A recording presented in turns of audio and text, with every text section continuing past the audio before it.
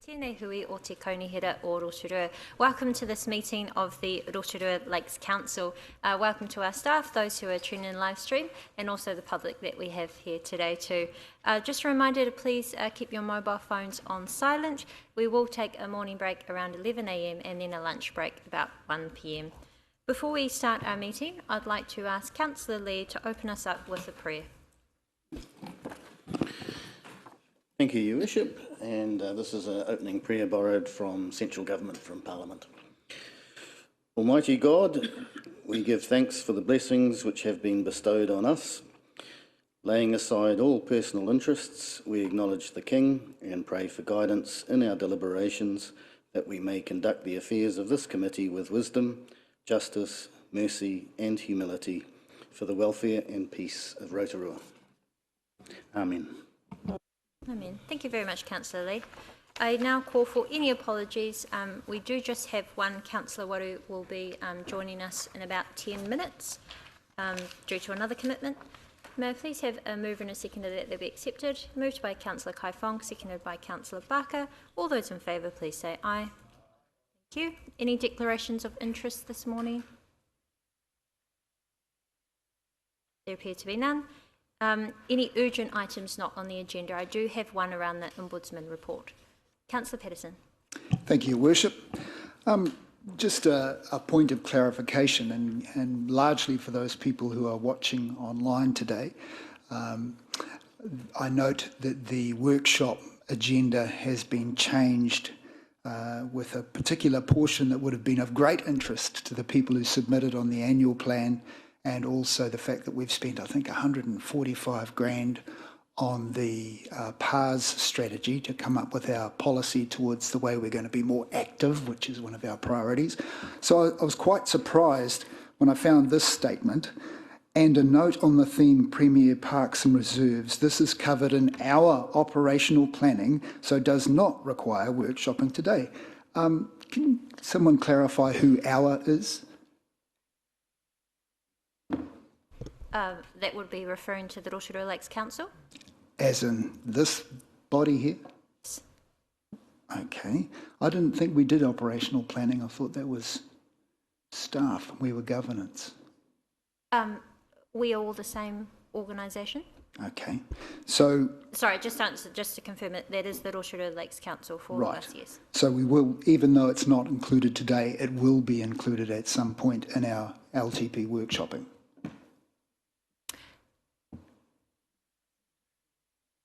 Yeah, look, we can raise this in more detail in the workshop following this. However, just to note for now that I think what your concern is will also be addressed later on when we discuss our capital works program at a next workshop. So there are some things that would be considered business as usual or fall within current operating budgets, and then of course anything new or significantly different is usually what would go into an LTP for consultation, if that clarifies your question.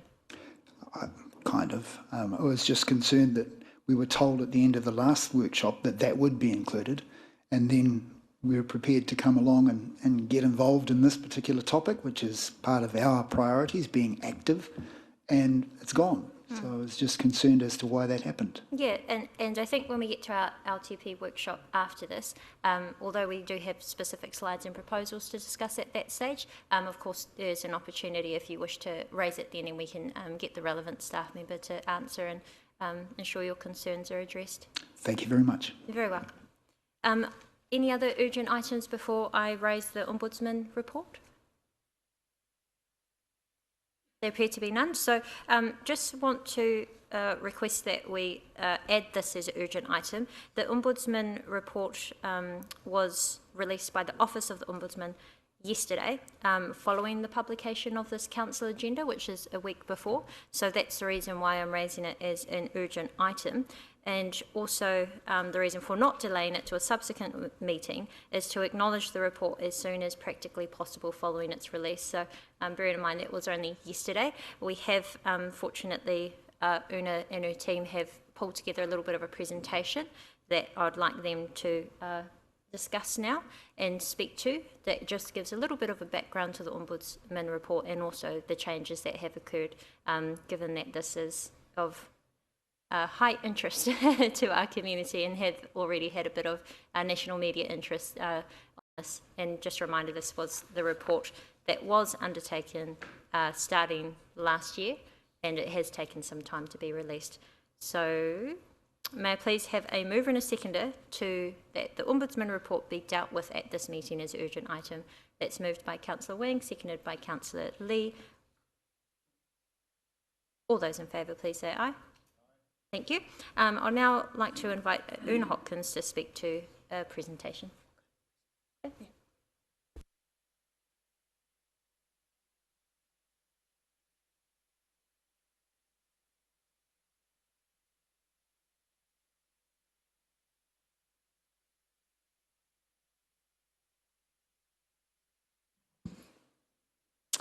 Good morning, Council.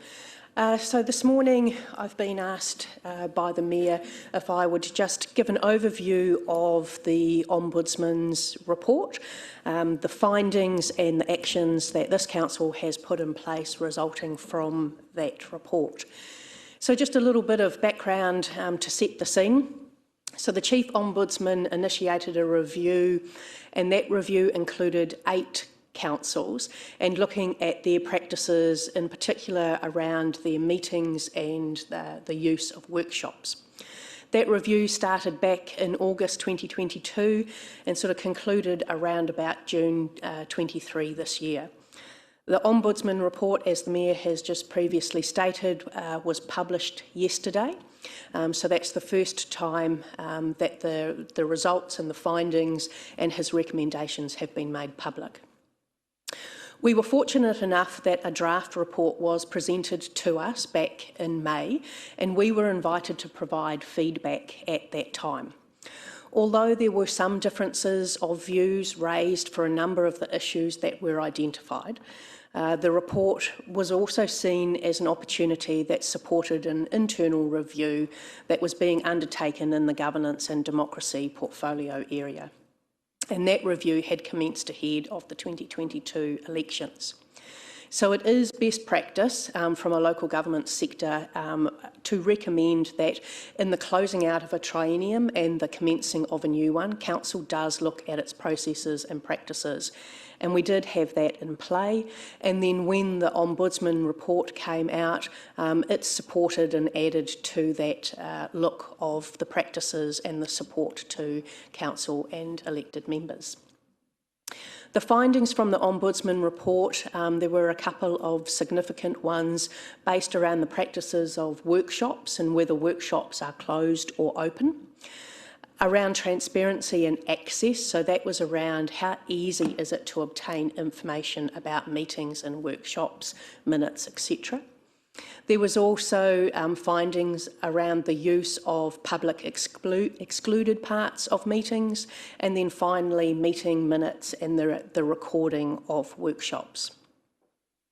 So in terms of workshops, previously workshops had been closed to the public, because they were seen as opportunities in which the council could set direction to staff, and they were opportunities where you could traverse options and share information. However, no decisions were ever made in workshops. So again, just coming back to that, is that a workshop is for looking at ideas, giving some direction, sharing information, but the ultimate decisions then are made here at a council meeting or in the subsequent committee meetings. In taking on board the recommendations from the Ombudsman report, we have had a significant change in the way that we run and operate workshops. So unless there is a specific reason, workshops are now fully open to the public. They are live streamed and can be watched on demand. The PowerPoint presentations are published on the council website. And if a workshop is to be public excluded, the reasons why are documented and published on the council website. The benefit of having workshops open and live streamed or available on demand is that the public can see firsthand how council provide guidance to staff on strategic direction, the alignment or differing views, positions of councillors, the traversing of different options and ideas, the transfer of information, and they can clearly see that no decisions are made and that decisions can only be made in a meeting. In terms of looking at transparency and access, there has been the creation of a new web page for workshops on the council's website. In that space, we advertise the purpose, the date and the time of each workshop. The website is then updated following the workshop with the attendance and a record of the objectives of the workshop, key points of clarification. So what we do is we provide like a précis or an executive summary of the discussion that has been held in the workshop. And then that can be fully supported if people wish to go and watch on demand and actually see the full discussion. We also advertise the workshops through Council's digital platforms. In terms of public excluded sessions or parts of the meeting, under Section 48 of the Local Government Official Information and Meetings Act, councils may exclude the public from parts of the meeting where there is a good reason exists. But in doing that, the council must also consider the extent to which the public interest may create the need or a greater need that that information should be released or presented in open. If there is a good reason to exclude the public from a meeting, this must be done by way of a council resolution, and it can apply to the whole or the relevant part of the meeting. Now, these are all things that council has always done and continues to do so.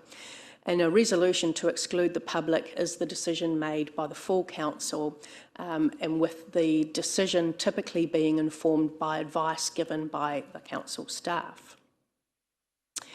At the time of putting forward the reasons to exclude the public, those reasons must be provided in the agenda on what's called Schedule 2A. So it's a table that states what the item to be discussed is and which part of the legislation is relevant for its consideration in public excluded.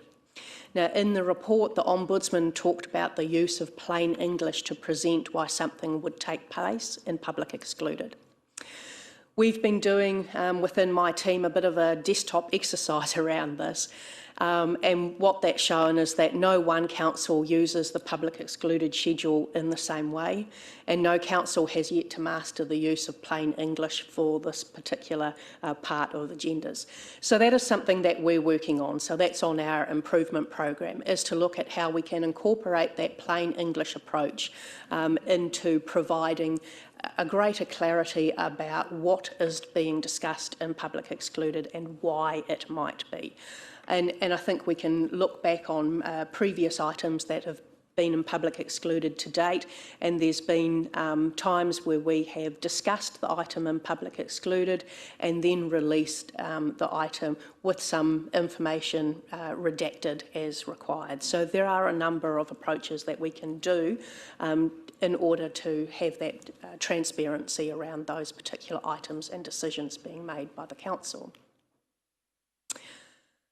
So in addition, we are providing guidance on the appropriate use of public excluded, and that process is being rolled out within the organisation.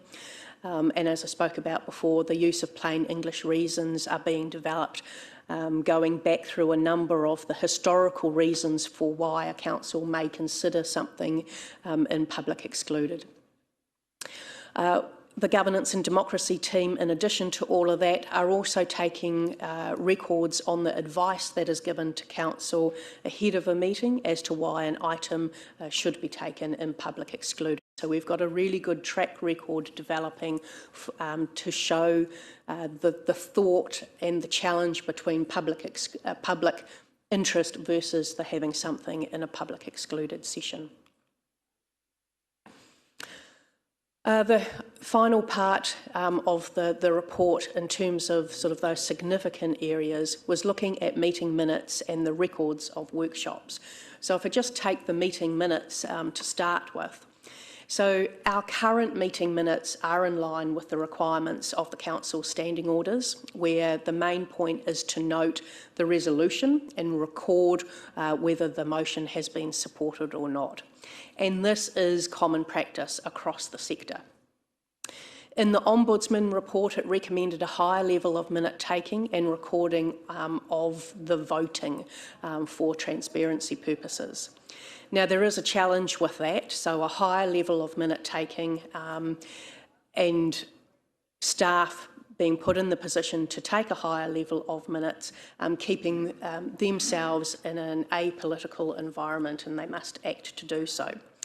So the level required to balance the conversation within the minutes is an ongoing piece of work for the governance and democracy team, and we will be working with the chairs and co-chairs to get that level and balance required for accurate and transparent decision-making minutes correct.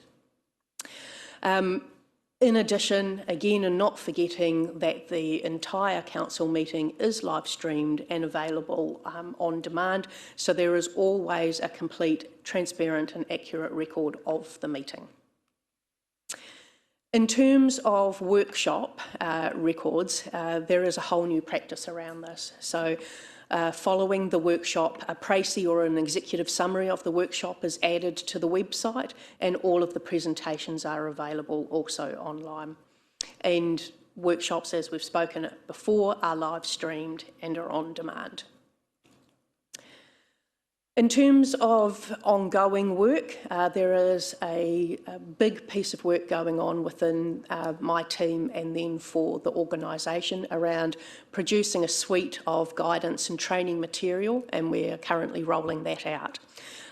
Those guidance and training material cover things like the writing of reports to a committee or to council, the reasons around public excluded sessions, workshops, standing orders and minute taking.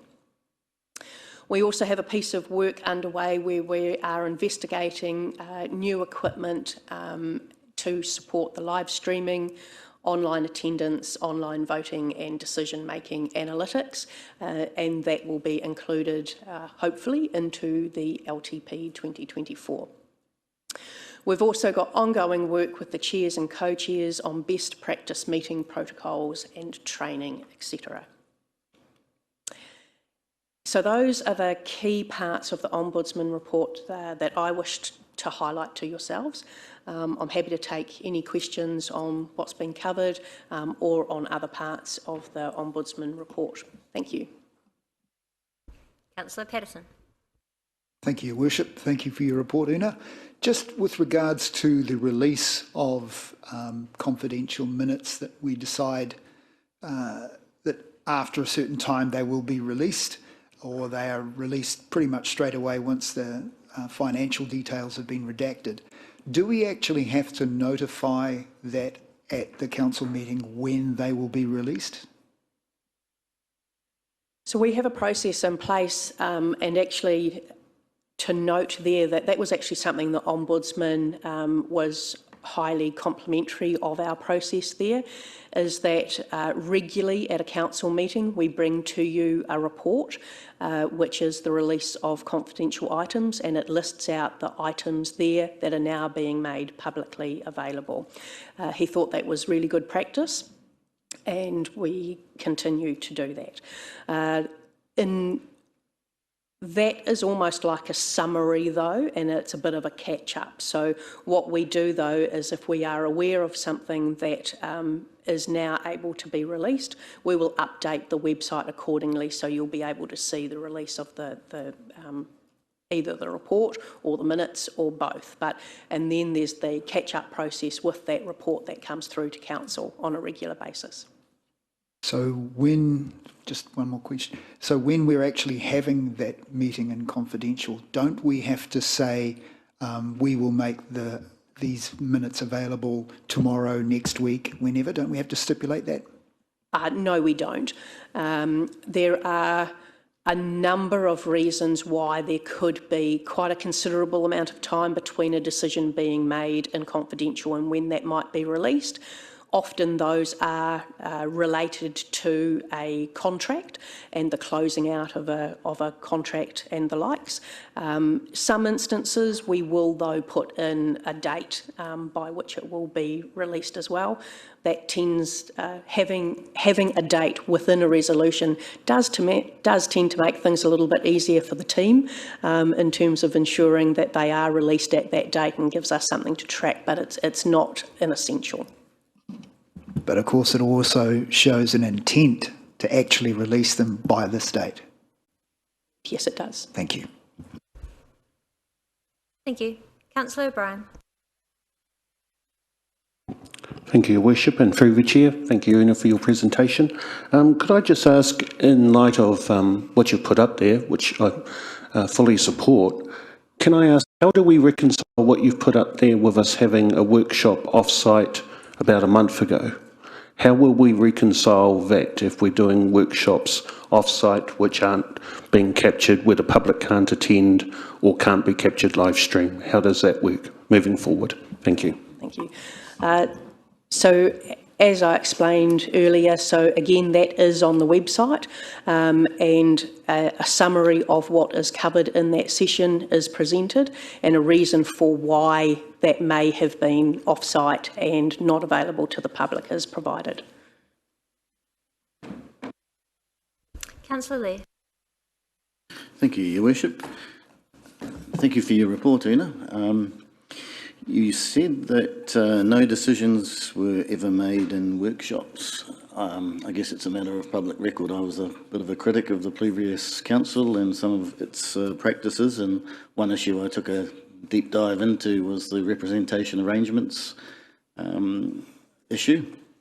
There were 4 workshops between June and August 2021. At the first workshop, there were 12 representation models considered. At the second workshop, that had been whittled down to 8. By the third workshop, that had been whittled down to 3. By the fourth workshop, that had been whittled down to 1. Are they not decisions that were made by the previous council in workshops? So are you, just bearing in mind, that was quite some time ago, is the question you're seeking on getting examples of what should and shouldn't be best practice in terms of workshops? So the Ombudsman's report is specifically initially primarily targeted at the previous council, and obviously the Ombudsman's taken an interest in how this council has evolved from that position. So Una mentioned in her presentation that no decisions were ever made in workshops. I'm not entirely sure I agree with that comment, so I was asking Una whether the example that I gave was an example of actual decisions that were made in the previous council's term in workshops. Una, perhaps would you like to answer from the perspective of the difference between decision making and giving staff direction on what proposals to bring to the decision-making table, if that's helpful? Yes, thank you. Through you, Madam Mayor. In that particular example, what you've got there is very much a process where the council give direction. A representation review is a very broad piece of work, and staff need to get direction from the council as to which way the council or which idea the council wishes to pursue. And that can be done by taking a range of ideas and getting direction to kind of get to a point where you are setting aside an idea and focusing on a particular one. So again, it is direction setting, it's not decision making. The decision is made, and in the representation reviews case, the decision is made when the council decide on an option to go out and consult on, which is what they have to do based on the representation review and the legislation that underpins that. Yes, thank you, Una. I struggle to discern the difference between a decision and a direction myself. In any event, the Ombudsman found that it gave rise to a perception that decisions were being made, and so the Ombudsman didn't actually find that decisions were made in that case, for the record. I think I'll just leave it at there. We're going to have comments afterwards, are we? Oh, sorry, was it? We're going to have comments afterwards or not? Do we normally have comments for agenda? Oh, sorry, we don't. We don't normally have comments for agenda items. Just the questions. Okay. If you'd like to craftily make it a question. Let's see if I can craft it into a question on the spot. I just want to say that this issue of or this perception or appearance of decisions being made in workshops has been a sensitive issue for me, and one that I've taken an interest in since being on council from last year. And we did have a number of induction kind of workshops, which I personally was kind of pleased with, that were in public excluded, because we got 7 new councillors and there's a lot of ropes to learn. There's a lot of going on in the city, and but you know, this council's left its trainer wheels behind now, and I'm really pleased with how this council has adapted, particularly since May, when we received the first draft of the Ombudsman's report, and I'm comfortable that this council is very much heading in the right direction in this respect. And I still can't find a question. Sorry, Your Worship. Thank you, Councillor. Great question. Were there any other questions for Una on this PowerPoint? There appear to be none. Look, Una, thank you very much. I do want to acknowledge yourself and the team for the work that has gone in. Also want to acknowledge this council and the not only values but also priorities that we have of increasing transparency, and of course the council priority of authentic engagement and communication. It was very pleasing to be specifically noted by the Ombudsman, or specifically identified by the Ombudsman as being, you know, as demonstrating excellence in this. He was very pleased with not only the changes that have been made compared to how the council used to operate, but also it was great to get his confidence in how we are currently going about our democratic decision making, and of course our publicly available workshops. So thank you very much, Una. We'll now carry on with our council agenda. So we return to the confirmation of minutes. May I please have a mover and a seconder, this is on page 6 of your agenda, that the minutes of the council meeting held on 27th of September 2023 be confirmed as a true and correct record. That's moved by Councillor Patterson, seconded by Councillor Kai Fong. Any corrections? Appear to be none. All those in favour, please say aye. Thank you. May I please also have a mover and a seconder that the minutes of the Council Extraordinary Meeting held on 4th of October 2023 be confirmed as true and correct record. Moved by Councillor Barker, seconded by Councillor Wang. Any corrections? Nope. All those in favour, please say aye. Thank you. We now move to our staff reports. We start with the financial performance. We're on page 14 of your agenda.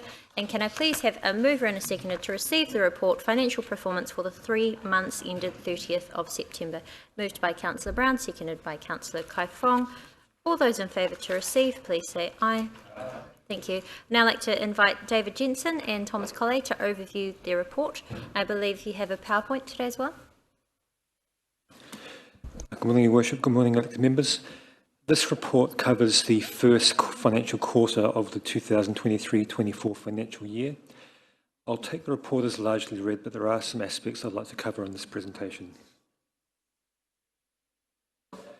So, in terms of Council's revenue for the first financial quarter, we are following a similar trend to what we experienced last financial year.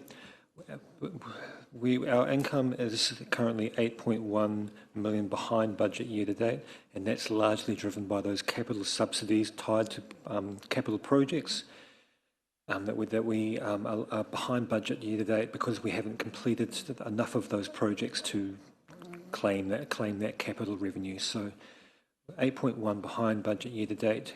The lion's share of that variance relates to capital subsidies on those projects.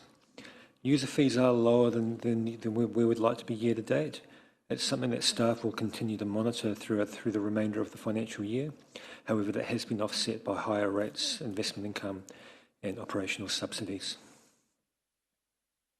Council's expenditure is just under $1 million lower than budget year to date. That's across a number of expense categories.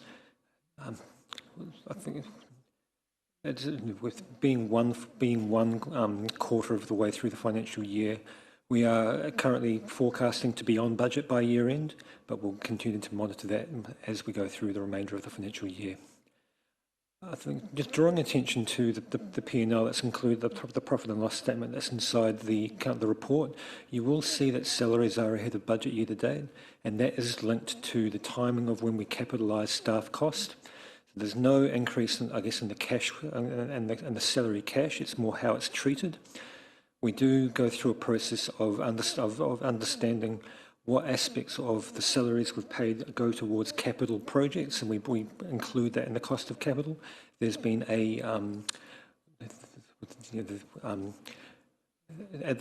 the time of preparing the report, not all of that cost capitalisation had taken place, but we will endeavour to catch up on that through the remainder of the financial year. In terms of Council's capital expenditure, we are behind budget year to date, so you'll see that we've spent $19.7 million against the current year-to-date budget of $44 million. There's a number of projects that are contributing to that, especially what we had budgeted for the museum and some significant other projects. Now that we have enough of the year behind us to sort of understand how those projects are tracking through the year, our staff will be looking for a capital forecast, to understanding better where we're likely to be in terms of capital spend at the end of the financial year. And what we'll also do is make sure that those capital subsidies are tied to that. So once we have a more visible profile of when that capital expenditure will occur, we will be able to have a better understanding of when that capital revenue is likely to come in as well. So we'll see that coming through to future council meetings. In terms of council's debt, so our net debt currently is $354 million. That is about $12 million higher than the previous year. So we did draw down through the previous month. And I guess given we adopted we adopted a annual plan which had a full year forecast of $65 million of borrowing. So far we've borrowed $10 million of that $65 million so far.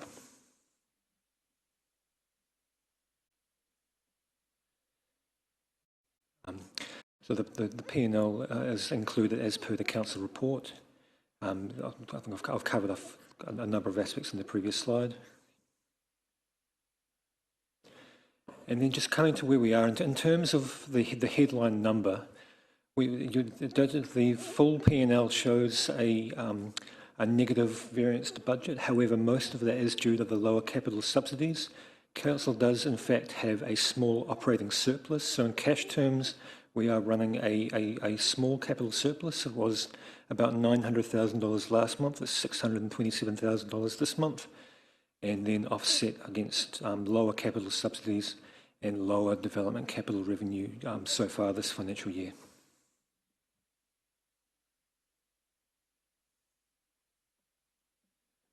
So as I mentioned before, we do have our full-year capital program, the year-to-date capital program, we've spent $20 million against a full year-to-date budget of $45 million. You'll see when you look through some of those council activities, aspects like community wellbeing, which cover the aquatic centre and the museum, some of those projects had significant budgets, capital budgets this year, and I guess early into the construction season, we're not quite at that budgeted level, and we'll continue to monitor that when we do our capital forecasting and bring that view back to council once we have that picture.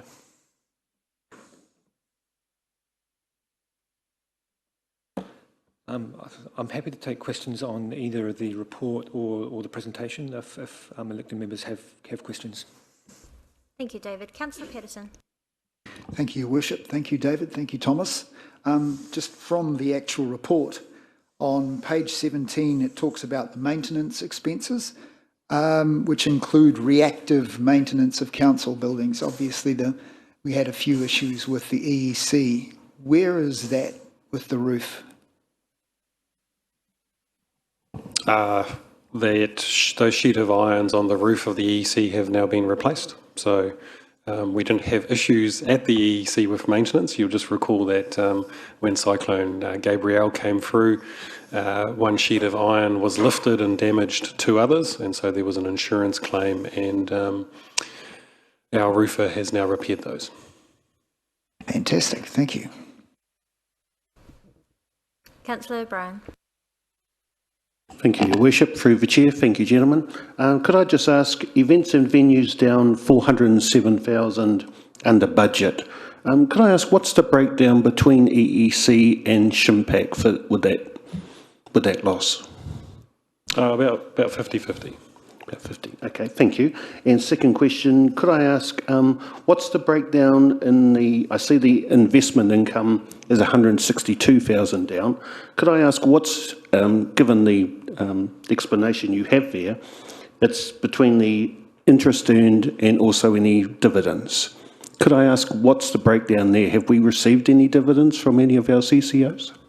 No, we haven't. No, so that's virtually just interest, isn't it? Predominantly, yes. Thank you, yeah. Thank you. Any further questions?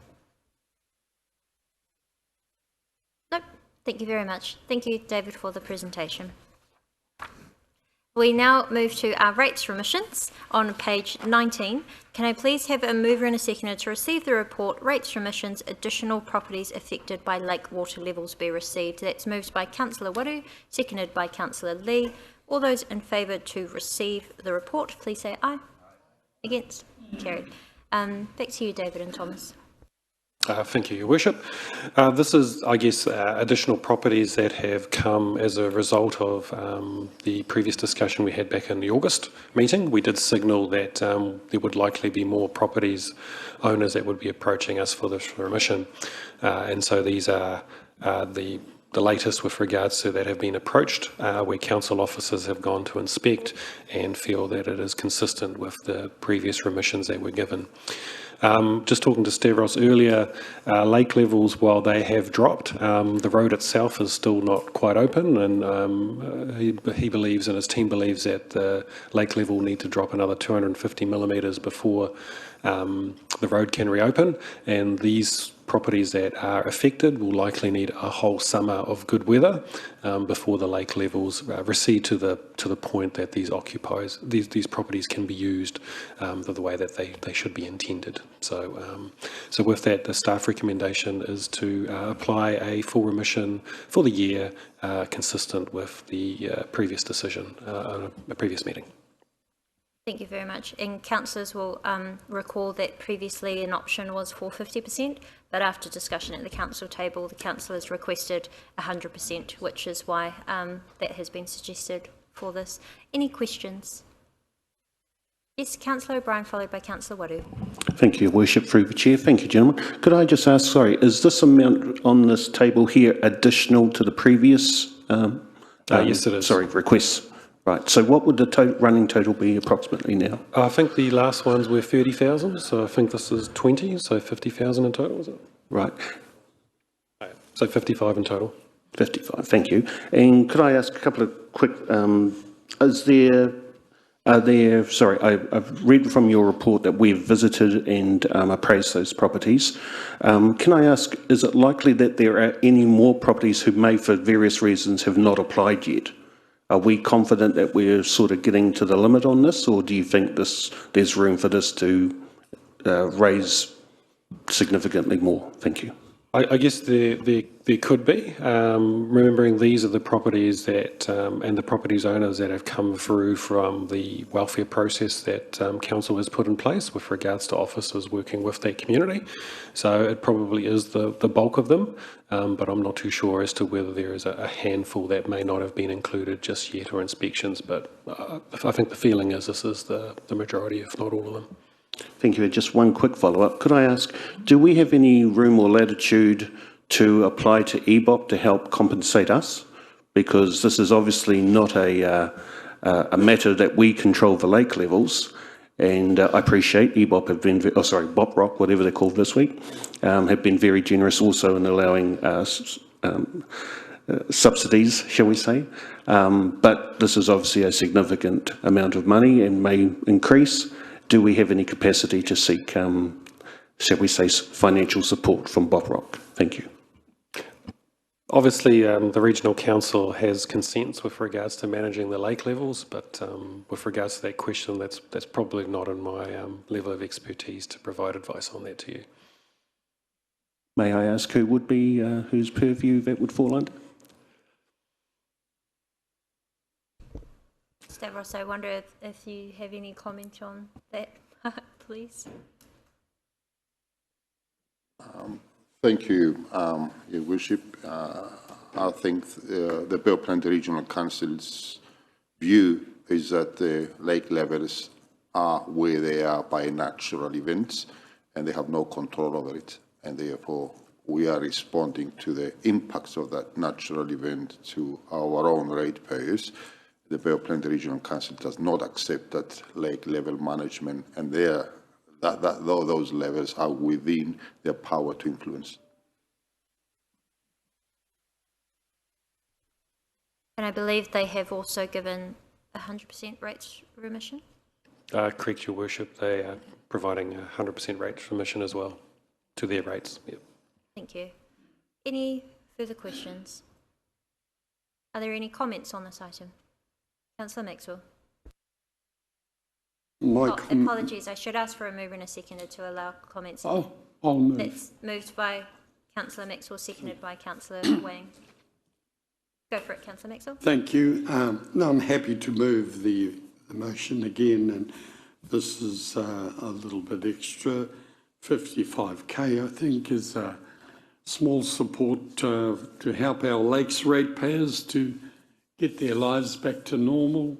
Hearing that the level's dropping a bit, that this will add to it. So more than happy to support the motion. Thank you.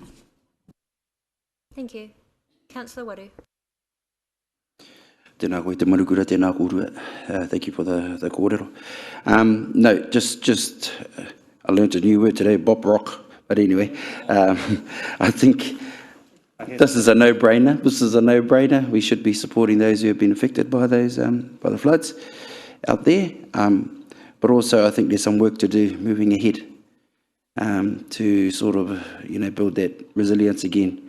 Because I don't think it's going to be the last time it's going to happen. And I'd like to think that we can come together with the Regional Council to actually sort something out. I know we've been talking to them for quite a while now. Stavros can probably back that one up. But I think I'd like us to push a bit harder there and really get in with the Rotorua, with the Regional Lakes, Regional Council, sorry, BOPROC, to really address the issue, because I do see it happening more often as time goes on. So with that, I also support 100%. Kia ora. Kia ora. Any other comments? Nope. Look, I think this is fairly straightforward, and I'm sure that this will be much appreciated by those families and households who unfortunately have not been able to use their homes due to the lake level rises. So that has had a mover and a seconder. I would read it out. Point 2, that council notes the comments under 6.3 risks of this report, and point 3, that ratepayers with uninhabitable properties applying for rates remission due to lakeside flooding be granted a remission of 100% for the 2023-24 financial year. That was moved by Councillor Maxwell, seconded by Councillor Wang. All those in favour, please say aye. Aye. Any against? That's unanimous. Thank you. We now move to our non-financial performance measures. We are on page 22 of our agenda.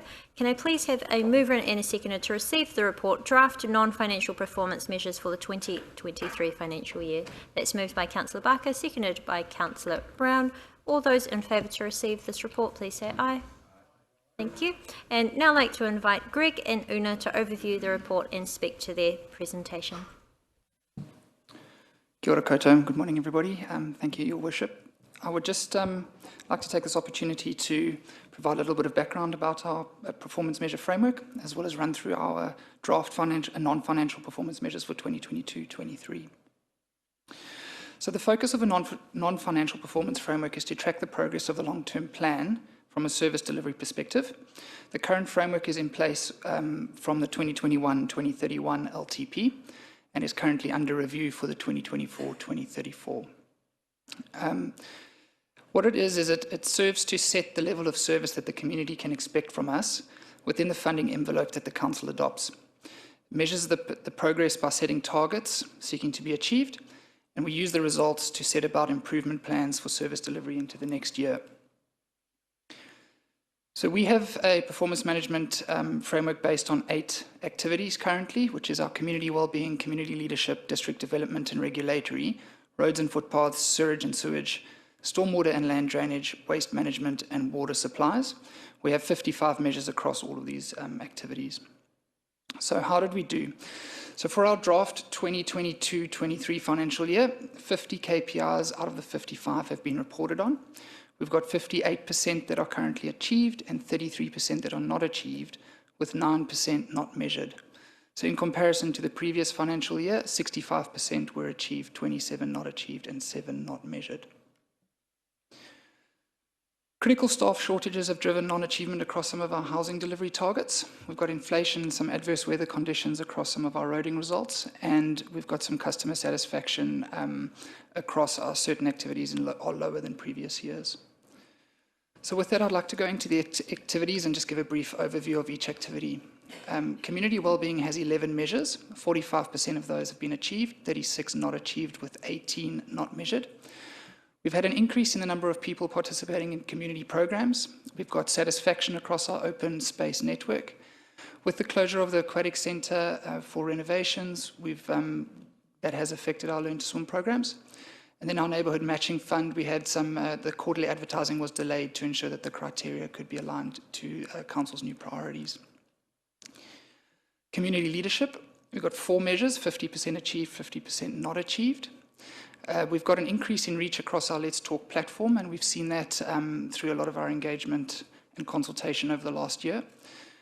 We've got lower satisfaction across our Let's Talk platform itself, the program itself, and some of council partnerships. On our district development and regulatory, 9 measures, 33% have been achieved, 44% not achieved, with 22% not measured. Across our achieved, we've got sufficient development capacity for businesses as required by the MPSUD. The number of CBD retail and office spaces not tenanted is lower than previously, and our job seeker support work-related benefit is lower than our target. Our resource and building consent turnaround times have been challenging given staff shortages, and that drives 3 of the 4 targets in that area. Roads and footpaths. 6 measures, 50% achieved, 50% not achieved. We've got achievement across our safety and condition of the network. Our cycleway users are down, and that was predominantly due to bad weather over the summer season.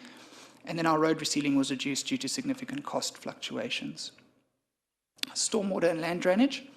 We've got 5 measures, 100% of them have been achieved. We've had no abatement or infringement notices and a low number of complaints about our network performance. Our sewerage and sewage, also 100% achieved with no abatement or infringement notices. Our target response times have been met, as well as our customer satisfaction that has been met. Our water supplies, we've got 8 measures, 63% has been achieved, 37% not achieved. Our drinking water safety and our urgent response times and customer satisfactions have been met, with our water loss and non-urgent response times not met. Waste management, we've got 7 measures, 57% have been achieved, 29% not achieved, and 14% not measured. The diversion from landfill measures, compliance with resource conditions for the landfill have been met, with our curbside recycling contaminants and per capita collection not met, with the 1 not measured there being our organic waste collection, which has not started. So with that, Your Worship, I'm happy to take any questions. Thank you very much, Greg. Any questions from councillors on this? Councillor Brown. Thank you, Madam Mayor. Greg Uni, for your report. Who decides not to measure some of these things? Thank you. It usually comes down to a number of extenuating circumstances. It can be that an external report or survey that we are using to provide the results for a measure are not available, which has been the case in the past, and is something that we're looking at improving going forward. In the past, we've had a mix of, we've used other people's results to show a sort of a council performance target.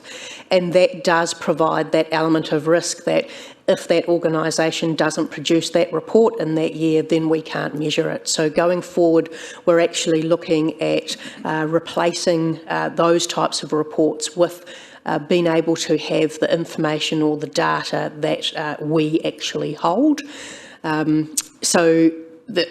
It really comes down to those extenuating circumstances where we are at or where our measures are based on an external's report and whether that is published. So we anticipate it to get better? Yes, we're looking at ways of replacing those types of reports with measures where we can 100% guarantee that we're actually going to get a result for that measure. With your, what I had to do is, could we get a bit more detail in the next reports, or sit behind that maybe in the agenda in the report, so we get a bit more detail perhaps in the next one? Would that be okay? Can I just seek some clarification on what kind of detail to give us a bit of guidance on what additional you would like to see? Well, I'm curious on the ones that we aren't achieving and we aren't measuring to know exactly, well, I don't know that we've ever had a complete detailed list of what we are measuring and what so. Cool, thank you. Again, so the current practice has been that in every month we have been bringing to you the results that are available to us at the time and presenting those to you, and they come through our corporate planning and governance report. What we have found though that yes, we don't believe that that is giving you an overarching picture. So we, in our reporting going forward, and once this council confirms its new performance management framework for the LTP 24, is that we'll actually provide a full report showing all of the 55 measures, or however we might end up with, all at once on a regular basis, and that's likely to be quarterly because of how those results come in. Excellent, thank you very much. Thank you. And just a question on that, and then we've got Councillor Barker and Councillor Maxwell. When you say that this is under review, what's the time frame on that, and at what stage would elected members get to have an opportunity to have a say in that? I think that might provide some good assistance for us. So the performance management framework is being worked on at the moment and will come through to councils in February. So the performance management framework forms part of your LTP proper, not part, and it is not a requirement of your consultation document. So we continue to work on that. We will bring forward to you some recommendations on measures, which will be aligned to groups of activities, and those groups of activities will be aligned to those community outcomes that you have recently just set. So it becomes one of those next parts of the building block in terms of finalising the LTP. The approach that we're taking in terms of the review is we're currently looking at the measures that we do have. Those measures that, for instance, the ones that you just brought up, Councillor Brown, where we've not been able to have a result, we are saying we haven't been able to get a result. Where can we get a result from, and changing the measure that way. We're also having a look at measures and making sure that those measures are actually reflecting the level of service that the council is setting and relating all of that through to the council priorities and that new set of outcomes. Thank you very much. Councillor Barker. Thank you, Madam Mayor. Just going to the page where the talk is. It's one of our key interfaces with our community and where we get our feedback.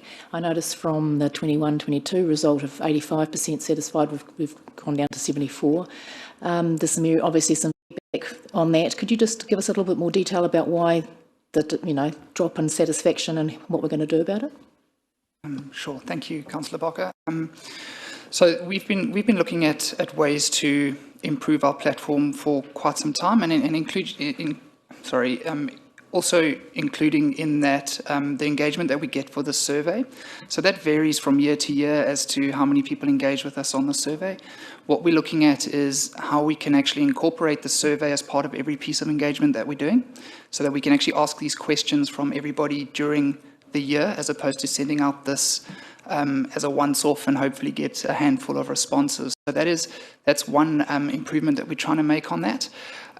Generally speaking, the usability of our platform has been up and down, I think, just from a, depending on the experience of the person using it for a specific project. And so hopefully by capturing each individual project at the time and the number of people, we'll get a more accurate result over time and be able to make improvements on that.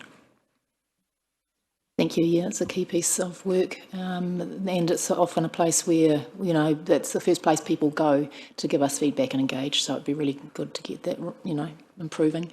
And the last bit I wanted to ask about is actually around the water and the non-performance there on, could you have got any comments about why that might be not meeting the targets?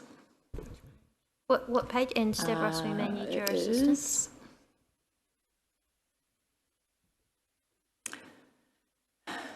One of the last ones. Sorry, it's page 11.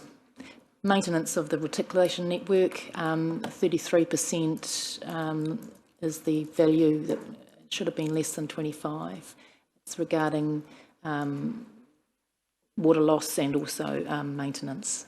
Is there a particular reason why our performance was not at the target level?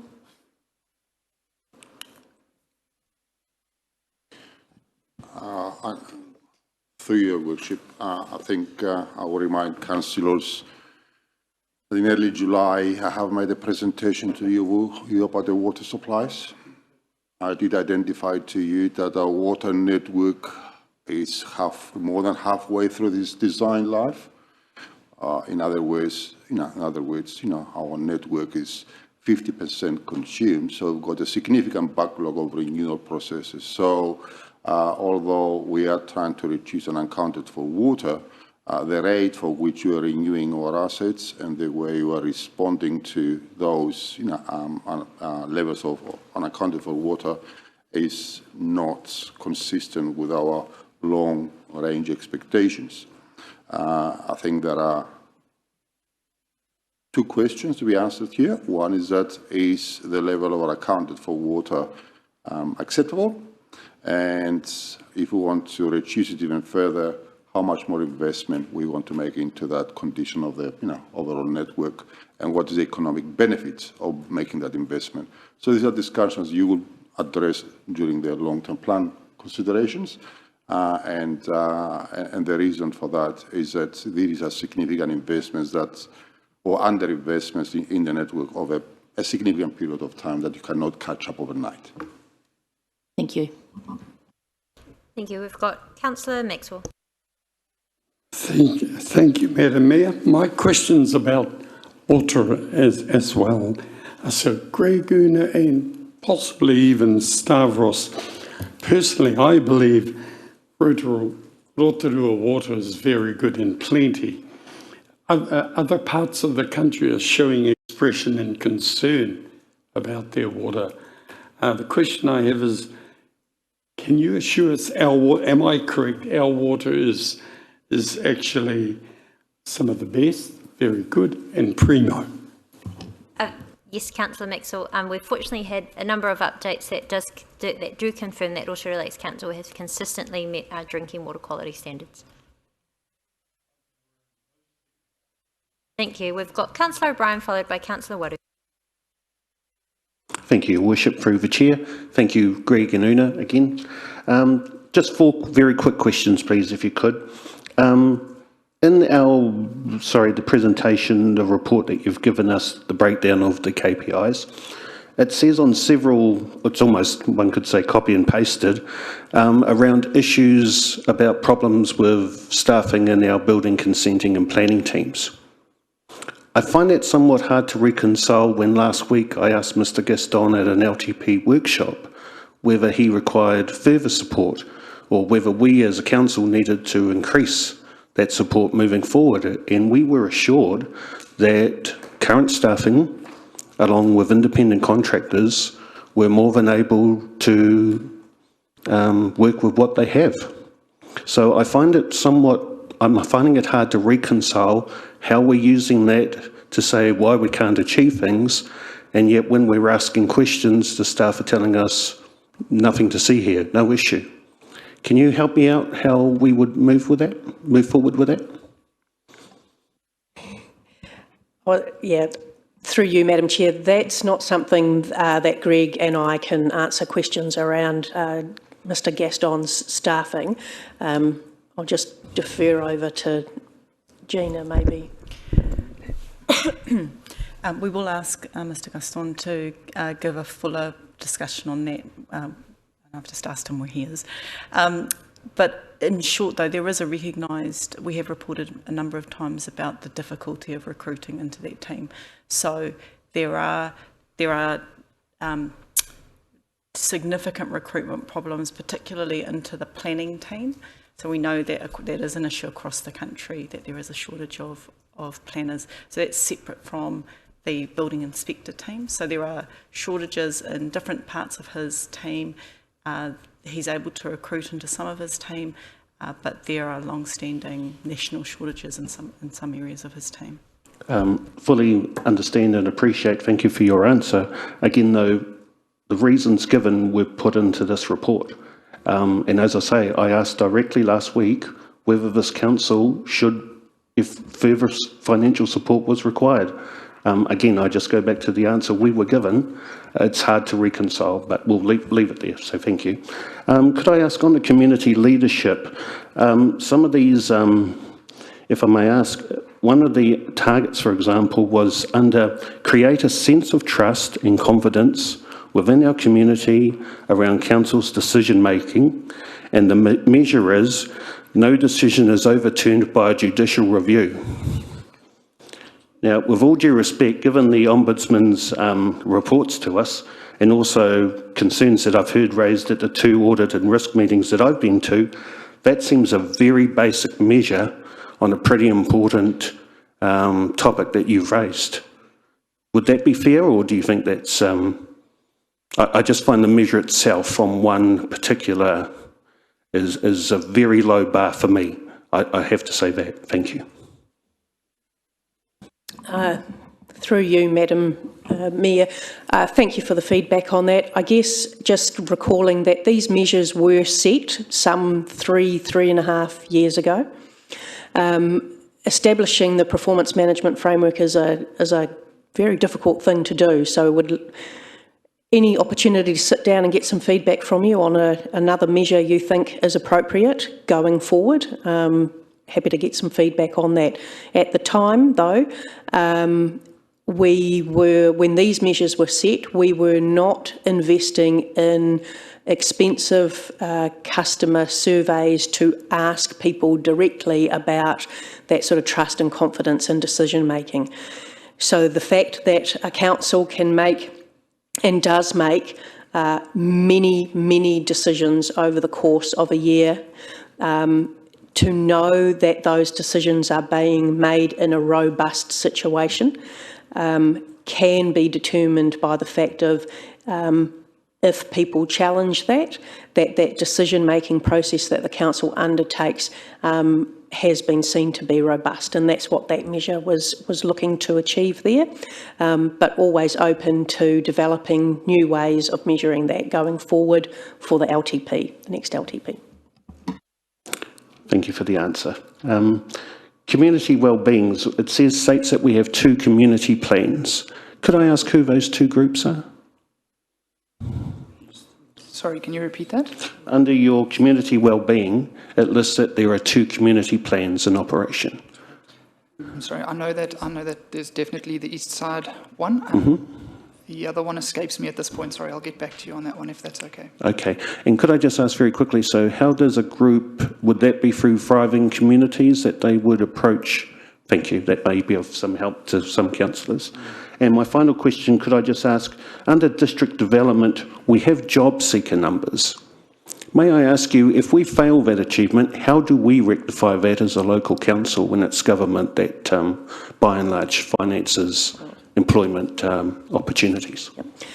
Again, I'll just refer you back to the conversation which was raised by Councillor Brown. That is one of those measures that we don't have direct control over that measure. We're using another source of data for one of our measures where we don't have any influence over that. So we would be recommending going forward that is not a good use of a measure, and we would be looking to substitute that with something else where the council can influence or see achievement going forward. Thank you. And finally, could I just ask the number of CBD based on the Telfer Young results? Is that just basically a plain empty shop? Because my feeling is on it, again, it's slightly basic because I would look at, say, a pop-up shop, for example, a second-hand clothing. That's not a permanent tenancy, and for me, I would get far better information about how the CBD is going if we had data around permanent retail or business opportunities as opposed. So that's something I would probably raise with you down the track when we re-examine these. Thank you very much for your replies. Thank you, Your Worship. Thank you, and I think we'll all be looking forward to contributing into setting our own non-financial performance measures. I do want to note, though, that this performance management framework was for the financial year ended June 2023, and just on your question around the community plans, it does note the funding allocation was delayed while the new council identified our priorities. So it was quite a tough annual plan that we had to go through, and not all things that were allocated in the previous LTP were able to go ahead due to the financially challenging times. However, it's a new opportunity for us in the new LTP, which we look forward to. Thank you, Councillor O'Brien. Councillor Waru. Tēnā koe te marukura hoi anō. Kawai hope waku kōrero I konei. I think everybody's asked the questions I had in my head, so I'll leave my kōrero for the comments. Kia ora. Thank you. Councillor Patterson. Thank you, Your Worship. Just one last question. Firstly, an observation, big ups to the Three Waters team. That looks like they've done pretty well there, 5-5 and 5-3. So that's a good score, and I hate using that term, but that's the only one I can think of. However, community well-being, which is pretty important, not so good, 5-6 if you added the 4 and 2 together. What are we going to do to improve that going forward? Thank you. I think that's something that we'll have to bring back to you in a subsequent report. Just coming back to the fact that these are the measures for the year ending 30 June. And we do need to look at those in terms of improvements or initiatives that can be put in place going forward to ensure that those measures get progress, or at least, move in the right direction towards achieved for the current financial year that we're in.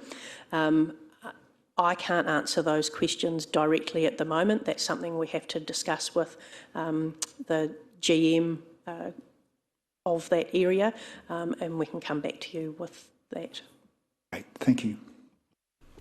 Councillor Lee. Thank you, Your Worship. I'd just like to follow on from Councillor Maxwell's line of inquiry into our water quality. I guess this is a question for Stavros. Have we done any testing into the naturally occurring fluoride in Rotorua water, given that we're going to be fluoridating next year? You, Madam Chair, every one of the water sources will be undergo a design parameters testing to identify what is the natural occurrence of fluoride, and all of them have natural occurrence of fluoride, at certain levels. But the design process will require to do an assessment of what is naturally occurring and what the natural or the required additions would be to meet the 7 to 10 parts per million into the kind of system.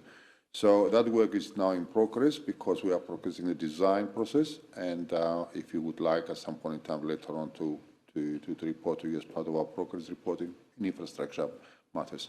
But the simple answer is that all our water supplies do have natural fluoridation into the fluoride in the system. The level of it does not meet the guidelines for dental care, so therefore we will complement the natural level of fluoride with additional fluoride to meet the requirements of the Director General's instructions. Sorry, so do we or do we not currently know how much fluoride is in the water? All I'm saying that at the moment the detailed design work is in progress, and we don't have specific parameters for each one of the supply zones until we finish the design process. So we haven't tested the water. Okay, thank you. Hang on, sorry, I think we haven't tested the water is probably an incorrect statement. Just the water is usually tested, correct? The drinking water supplies is tested for a whole range of elements to meet drinking water standards. We are meeting our drinking water standards consistently for the last 4 or 5 years. In order to design and implement a fluoridation system, we need to have an accurate identification of natural occurrence of fluoride in the water to supplement with additional doses of fluoride. This is part of the design process currently underway. Surely we would need to know. I mean, the question is pretty simple. As a matter of testing the water, do we know what the current parts per million of fluoride is naturally occurring in our water? I think you've had a very good answer from Stavros. I'll let him reply. Can I say, Councillor Lee, is that depends where you test the water. You have to take water and distribute it to the whole catchment, and the whole idea of designing is to match your distribution dilution level with a point of distribution. There is not one single point of containment or any material into the water. That containment dilutes as it's distributed through the catchment area. So we have to do a design to ensure that the right volumes and quantities of fluoride are inserted at the right time. Do you have any further questions? Thank you, Madam Chair. I'm not sure that answers my question, but anyway, I did come back from New Plymouth recently, and they've just started fluoridating recently in the last few months, and I can tell you my family found it impossible to drink their water. It actually tasted, quotes, mouldy in the wording of my daughter, and I'd be interested. I'd be interested to have their water tested, which I have some of, as well as our water, which I suppose could be measured from the drinking taps of any household, I would have thought. Yeah.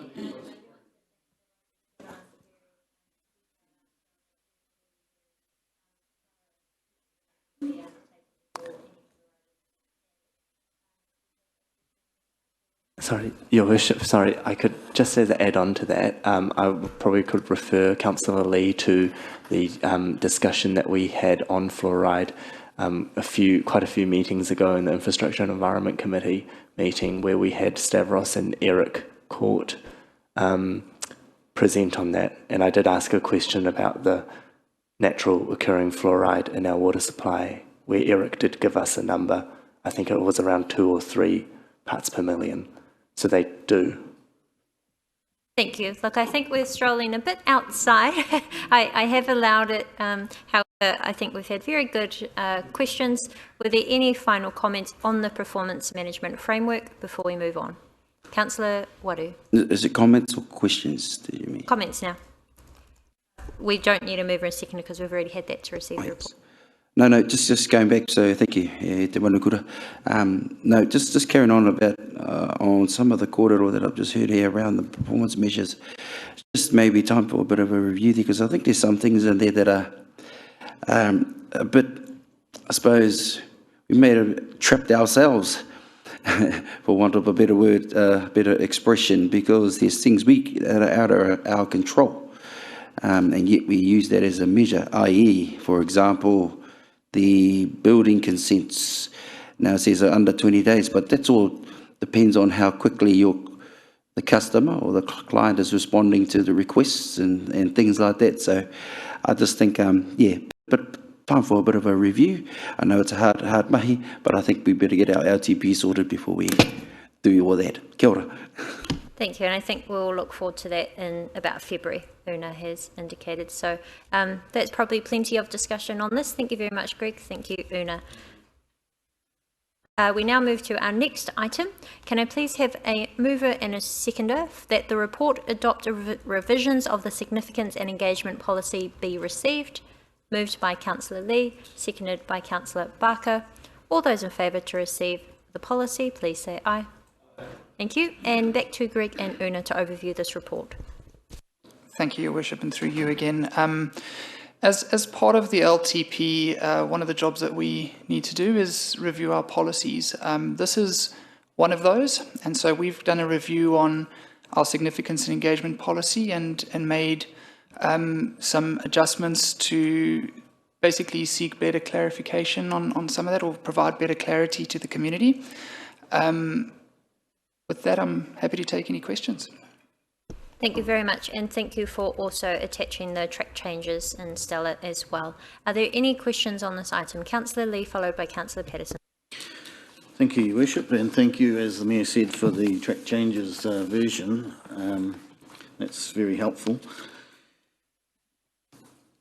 The Maori community in Rotorua, I'm just going to focus, and I've got a number of questions actually, and I hope I get a little indulgence from the Chair. As long as you keep the questions succinct, please. The Maori community in Rotorua is comprised of a mix of mana whenua and taurahiri. Sorry, what's taurahiri? Is other parts of the country. I was asking. The staff have noted it in the report. Sorry, I didn't see that. Sorry, just for clarification, that is for people who have come from outside the Rohe. Okay. Not mana whenua. Now, it says here the Council has a legal duty to establish and maintain processes and opportunities for Māori to contribute to Council's decision-making processes. That, I presume, comes from the Local Government Act.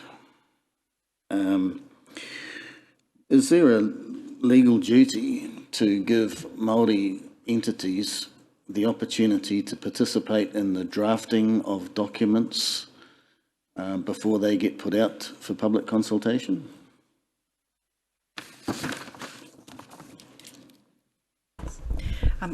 With my Manahautu Te Arawa Haurua hat, it depends. There is some legislation that does require that, so it will depend on the topic.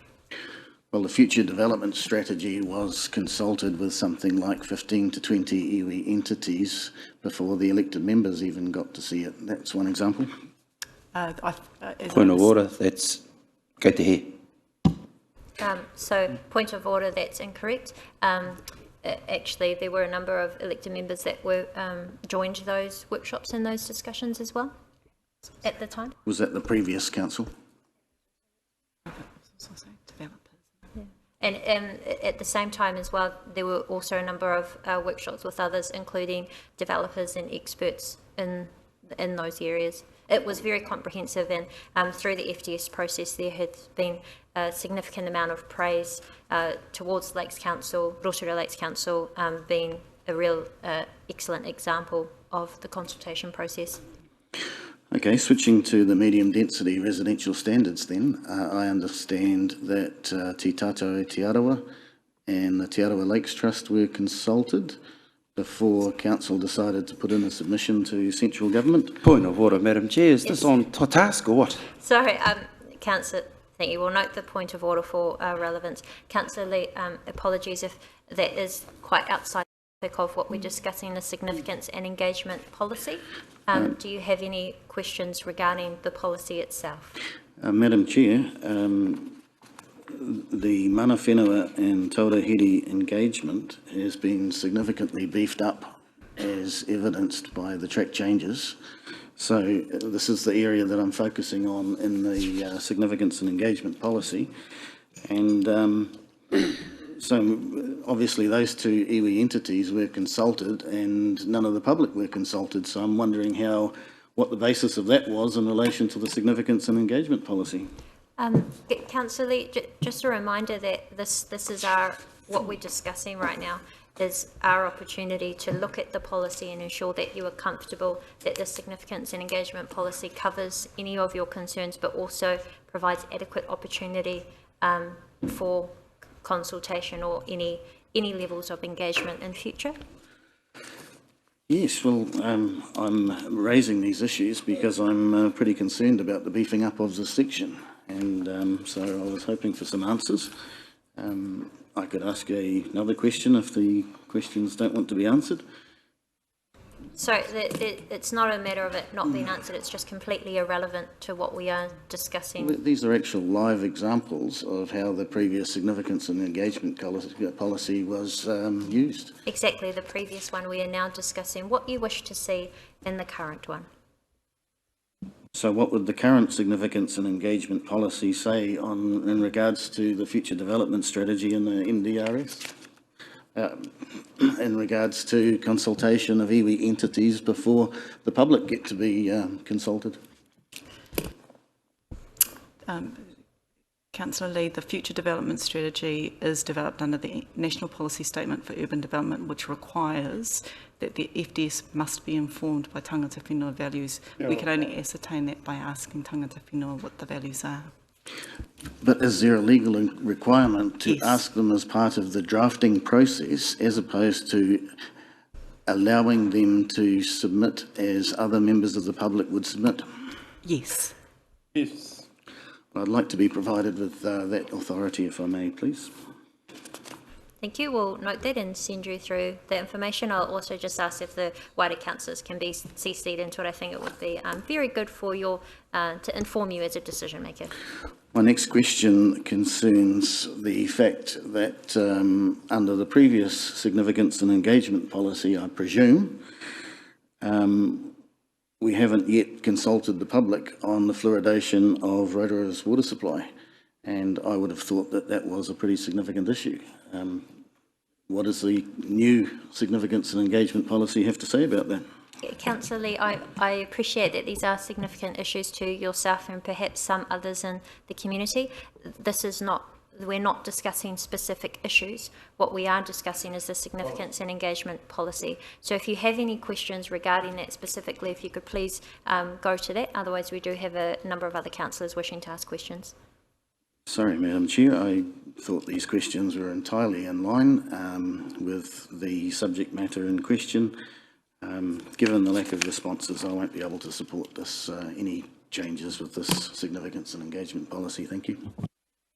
Thank you. And just a reminder, we do always ask councillors to be open-minded when they come to making decisions, not coming with any predetermined issues or concerns. I will ask if there was any response to the final questions.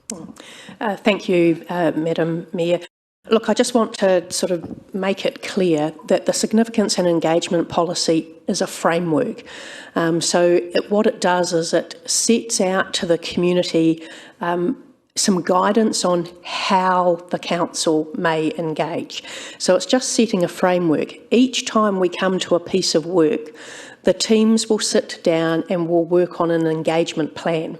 So in developing that engagement plan, you look at how significant, large, big, complex the project may be, and from that you also identify who are your stakeholders, who do you need to engage with, and you work up a plan on how you're going to do that. So this policy doesn't go into the level of detail for project by project. What this policy does is set the framework and the guidelines for which staff can then pick up and help to develop an engagement plan when there is a significant kaupapa to communicate and discuss with the community. Thank you very much. We've got Councillor Patterson followed by Councillor Barker. Thank you, Your Worship. Yes, interesting one, this one. 3.4, when the council may not formally engage. That caught my eye. Even if a matter triggers significance under this policy, Council may decide not to formally engage when, in the opinion of Council, failure to make a decision urgently would result in the loss of a substantial opportunity to achieve Council's strategic objectives. So I'm glad I heard the definition of who Council was before, so that means us, the elected representatives. But who determines what a substantial opportunity is?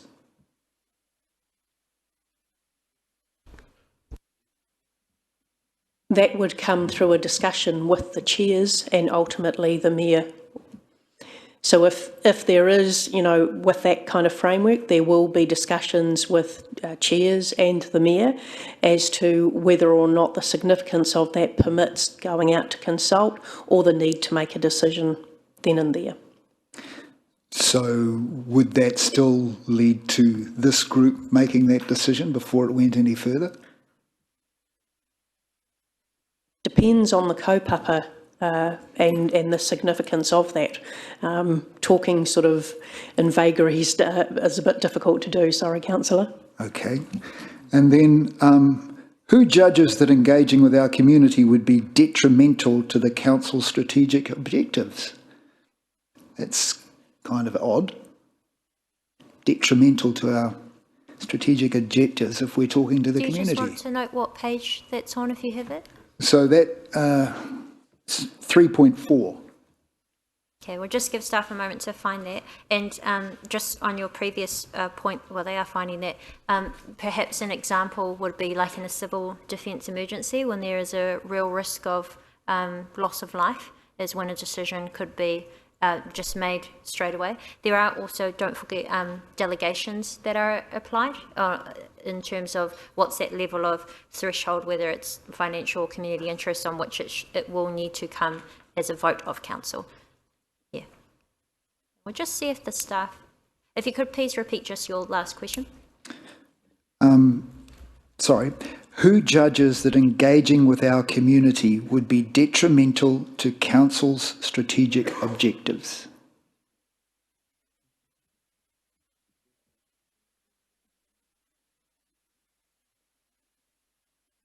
Sorry, can you just give us, I can't find that wording.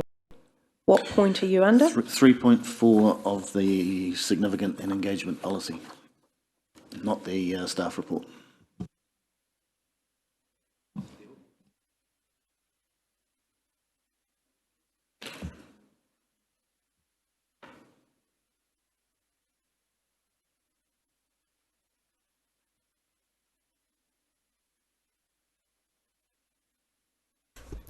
So it says it's 3.4 on page 6 of the policy under the heading when the council may not formally engage.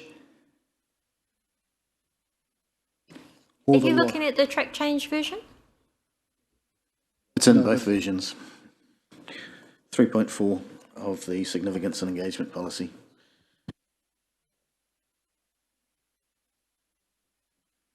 Through you, Madam Chair, unfortunately I can't find the word detrimental under 3.4. No, so the word detrimental is not there. I'm asking who decides it would be detrimental to Council's strategic objectives. So who decides that? Oh, sorry, Councillor Pearson. I think there's just a bit of confusion because we can't find the word detrimental in there.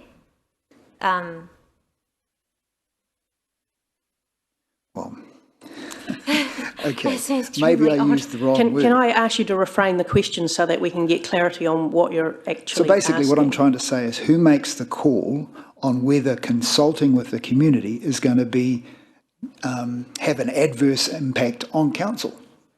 Okay, thank you. So if we go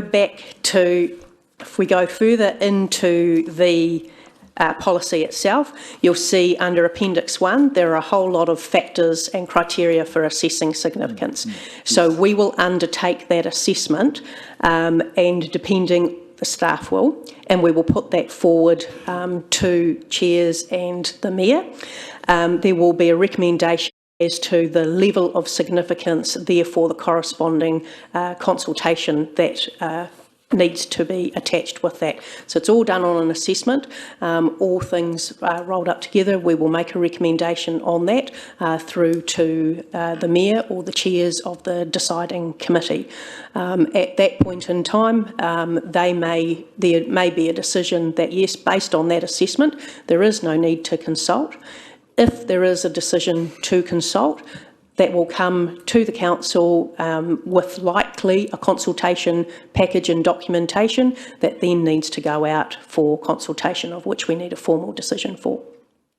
Okay, so all I'm concerned about is if we go and make these changes, that we're not opening ourselves up to another issue that happened in previously, where the words "its pace versus local conversation" can't have both.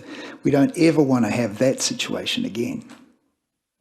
Thank you very much, Councillor Patterson, and I can say very confidently as the Mayor that it's been great working alongside a council that does not only work collaboratively but ensures that transparency of those decisions come through. So I don't think we will have those issues with this council at this table. And also, just in terms of the previous questions around the detrimental, just highlighting that it is in the opinion of council as well. So that will come back to us. Thank you. Thank you. Councillor Barker. Thank you, Madam Mayor, and thank you, team. Just a question around why at the beginning in the definitions that community has been struck out. Is there any reason particularly why that was struck out and not reframed? Sorry. We felt that that was self-explanatory. So if you feel that that needs to be put in, that we can do that. The term is actually used throughout the document, so I'm not sure. It's just an observation. I just wondered whether there was a specific reason or not. No. And secondly, on number 2, methods for assessing significance, the bullet points, are they arranged? It says a continuum. Are these arranged in a hierarchy of any kind, or are these just the things to take into consideration? And secondly, there's importance to Māori and mana whenua, that's fine, but why do we specifically note those that are from outside the district? Thank you. Through you, Madam Mayor, so I'll take the first one first. The level of significance comes together by building up all of those considerations. So the list that's there, it's not a sort of a pick and mix. If there's one thing on the list, then that's highly significant. You actually look at building up what your level of significance is based on all of the parameters. Thank you. And so that list is not prepared in a hierarchy or anything like that at all. The second question. Sorry, thank you. In response to your question, Councillor Barker, we feel that this represents the community better, in that there are a lot of people who live that are not here. And so we feel that while the government is very concerned around engagement with Māori, we feel that this clarifies that a little bit.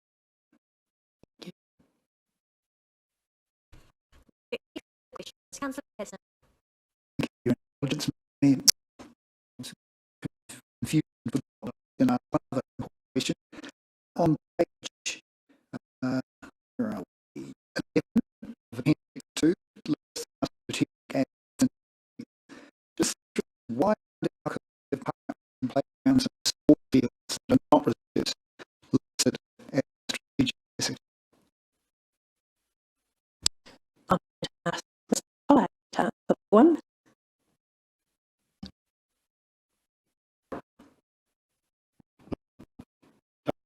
Reserve list of those that are given by the Reserve Act.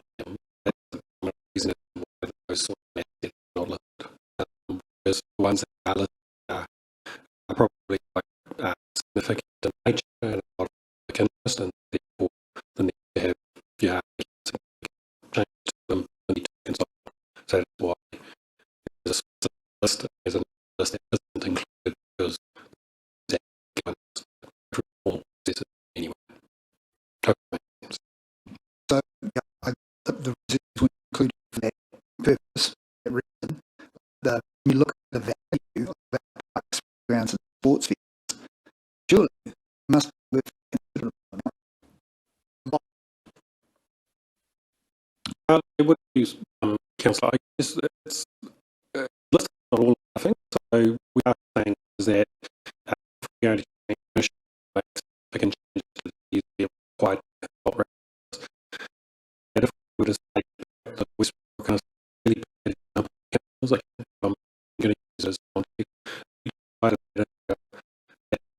we'll lift the complex and the wire and why hasn't it would there's a assessment of policy and would certainly would and therefore need consult and so don't comprehend every single asset we need to substantial as others depending on if it's a highest proportion of it and then nature of what's being proposed, you go through the assessment as journalists, they're significant. Thank you.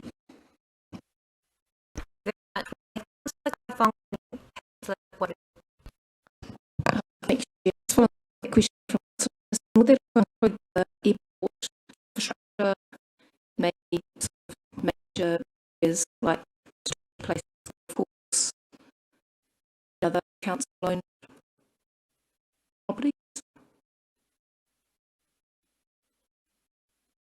So I'll happily answer again. The airport itself is governed by the fact that our CCO and the wings of those are significant.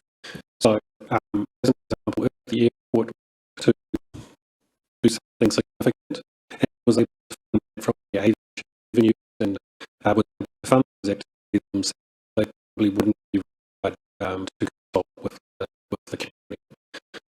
If they chose to make a significant decision around obviously that falls off a program would require us to the public act and engage with obviously so there are already mechanisms in place. As an example, if council was to contribute something significant into that, it would likely therefore be through an FTP, so you would consult with it, or specific case would fall out and either therefore form part of it and you put it that way or go into consultation. So again, I not need to have every single asset, every single example, because there are lots of mechanisms in place across our assets that would trigger the notified process, legally for reserves act, etc. The required consultation, or the proposal would be assessed against the policy and the individual assessment criteria, and therefore determine as to whether it's significant or not. And at every point, the council will make a choice as to that which to consult on. Questions if I can you wish so to Councillor Buck's around the definition of community and the particular group have got a level of interest in the community as a whole, and I comes back to my question. I think perhaps Council is also trying to ask we have the definition of mana whenua, but we don't have the definition other than that it's iwi serious, then how do we define who they are, how we consult with them, and so which follows a second question, which if you want to answer that first.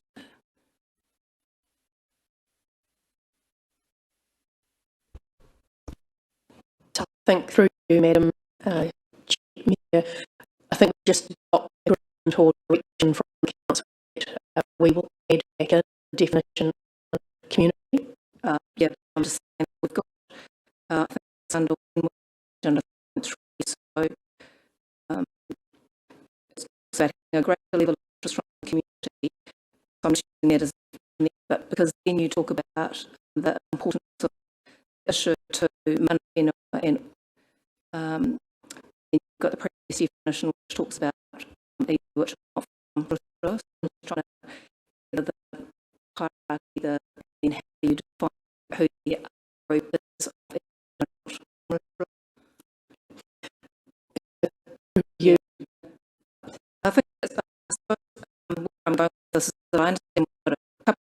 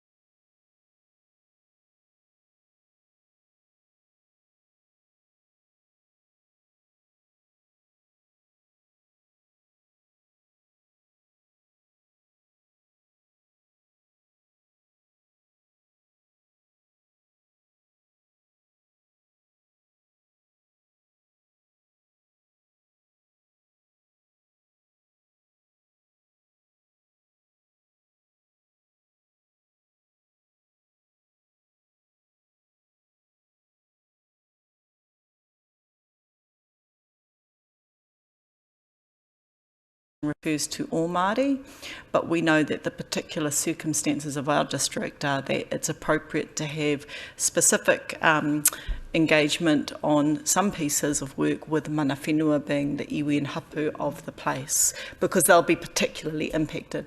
There will be other projects where Māori generally will be impacted, just as there might be projects that affect recent immigrants, or that might affect a particular suburb.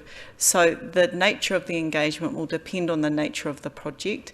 In terms of the Te Arawa engagement, that is something that my team will give specific advice on, depending on what the project is and who is likely to be affected. And so sometimes it will be an issue that impacts Māori in particular, rather than specifically mana whenua. Sometimes it'll be both, and we'll develop particular advice depending on that nature of the project. The purpose of the engagement framework is to bring together, at the moment we're doing it on sort of one-on-one advice, project by project. So what we're trying to do is give people more tools and more training so that they're able to do an initial assessment themselves, and we can support them and review the work that they've done. But it's about making sure that our staff are becoming more familiar around leading engagement directly for their own pieces of work. And so the engagement framework kind of brings together the tools that they will need. So in developing that framework, when it kicks off properly, we'll be working closely with the engagement team within the governance group, as well as seeking advice from Te Tatau o Te Arawa around any recommendations they have on what the content of that engagement framework should include. There is a good base of policy and guidelines that we already have. We just need to bring it together into a comprehensive tool that is accessible for our staff.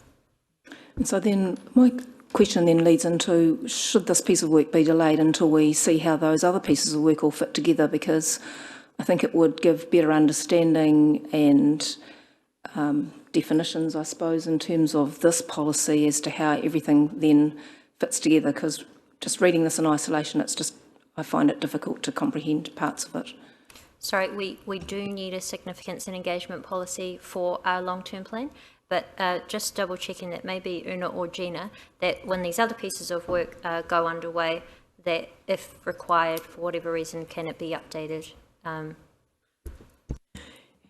Through you, Madam Mayor, yes, they can be. So what we have done here is we've brought the policy forward to you now to align with the LTP that is currently underway. And so so that we've actually got a really good basis and a framework for your consultation document, having your established significance and engagement policy ahead of that you have consulted on, does make really good practice. If at some point in time there needs to be additions or amendments to the policy, those can be done and again consulted on as required at a later date. So just one final question then. So if the policy with the amendments is not approved, we default to the original policy? So we still have a policy, we're not going to not have a policy? Is that? That is correct, yes. The current policy will stay in play until such time as you have updated a new policy. I guess the risk with that is that audit and looking at the requirements of an LTP will expect to see that a significance and engagement policy has been reviewed and is the most up-to-date at the time, which if you delay this you wouldn't have, it appears, in time for that audit process in February. Okay, thank you. Thank you. We do have some more questions and then we probably have comments after that. So can I just suggest that we take our morning tea break now and then we'll come back. So if we could please take 20 minutes. So we will return at 11:35 a.m. Thank you.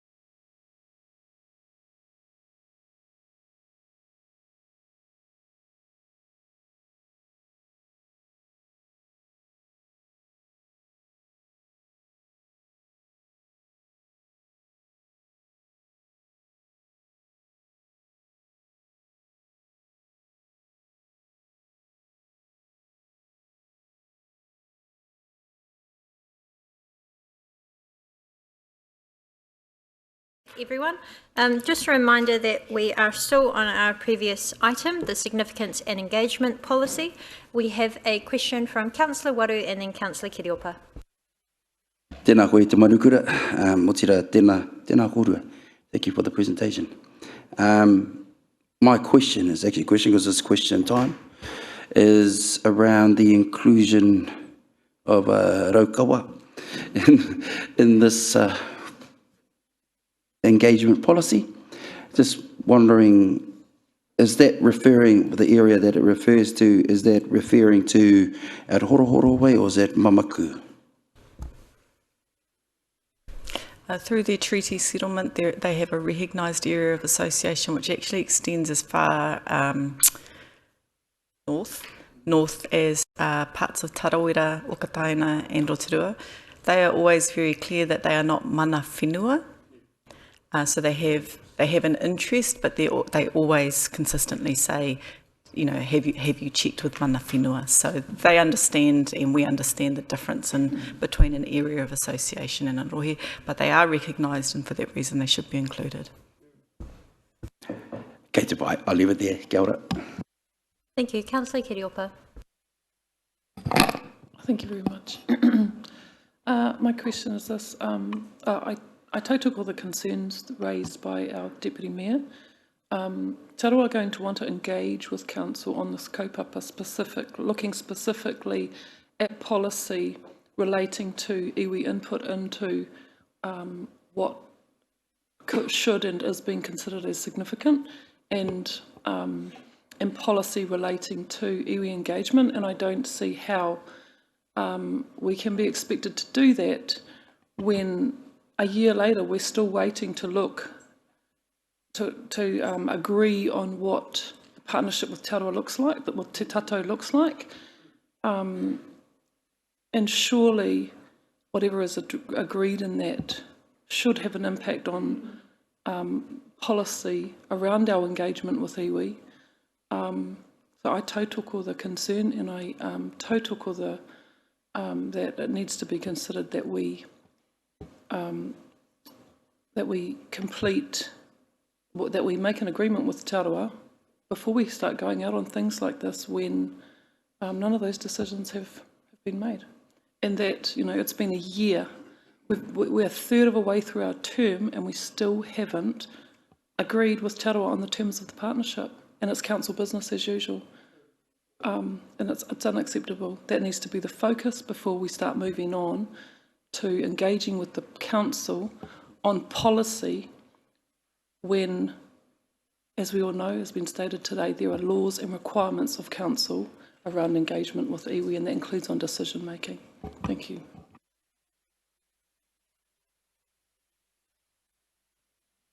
Through you, Madam Mayor, not sure what the question in that was. Maybe you'd like to pose a question? So just checking, are you wanting to ensure that the iwi engagement work, but also the Te Tato Tarawera partnership review that's underway will be able to inform this? Or are you saying that you would have liked to see that completed before the updated Well, version? I am saying that, and if you need a question, it would be the same question raised by the Deputy Mayor as to ask again, with what I've said in mind, can this be postponed until until agreement has been reached with iwi? So thank you. Through you, Madam Mayor, as we said before, it would not be a good idea to postpone this in the fact that you will be going out to consult on your LTP in March, April next year, of which one of the pieces of policy work that is required for an LTP / you're going out with a consultation document is to have an adopted significance and engagement policy, and that will be something that audit will be looking at. The significance and engagement policy is one of the fundamental policies in the lead up to developing your LTP. Why we are suggesting to go out and consult on it now is that if you take this draft significance and engagement policy out and consult on it now, you will get feedback from the community that then this policy can be updated, and it then provides the framework and the basis of identifying significance in terms of how you may look at putting together your engagement plan for your consultation on your LTP.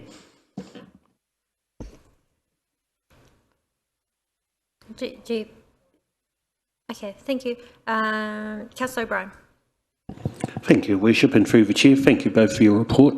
Your Worship, may I just ask, at the bottom of page 26 and the start of page 27, we have there revisions to the significant engagement policy, and it mentions, sorry, for want of a better word, option A, option B, but not listed as options.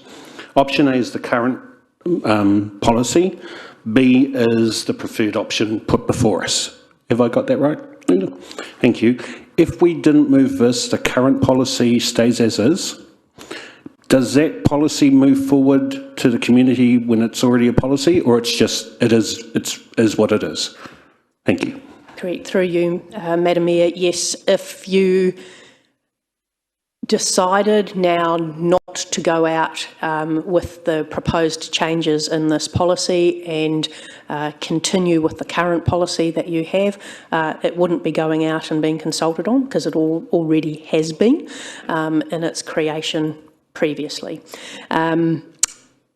There is, I just have to go back and double check though, but I think there is a requirement for the significance and engagement policy to be reviewed every 3 years. So this is that time. So you, in reviewing it, I suppose you can make the decision not to make any changes.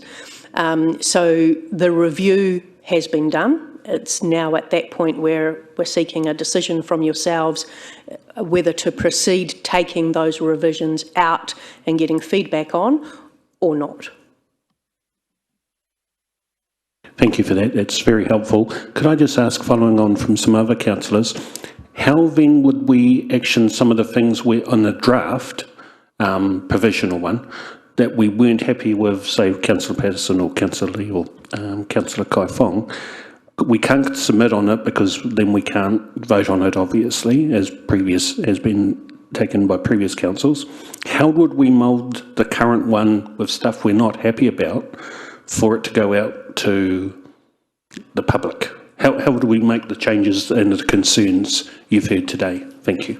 Thank you. So through you, Madam Chair, I guess one of the things has been the addition of community as an action, and we can put that back in. I'm not sure, and may need to be refreshed and given guidance from yourselves as to other things that by consensus or direction from yourselves you wish to see added in to the policy. This would be the place to do it now.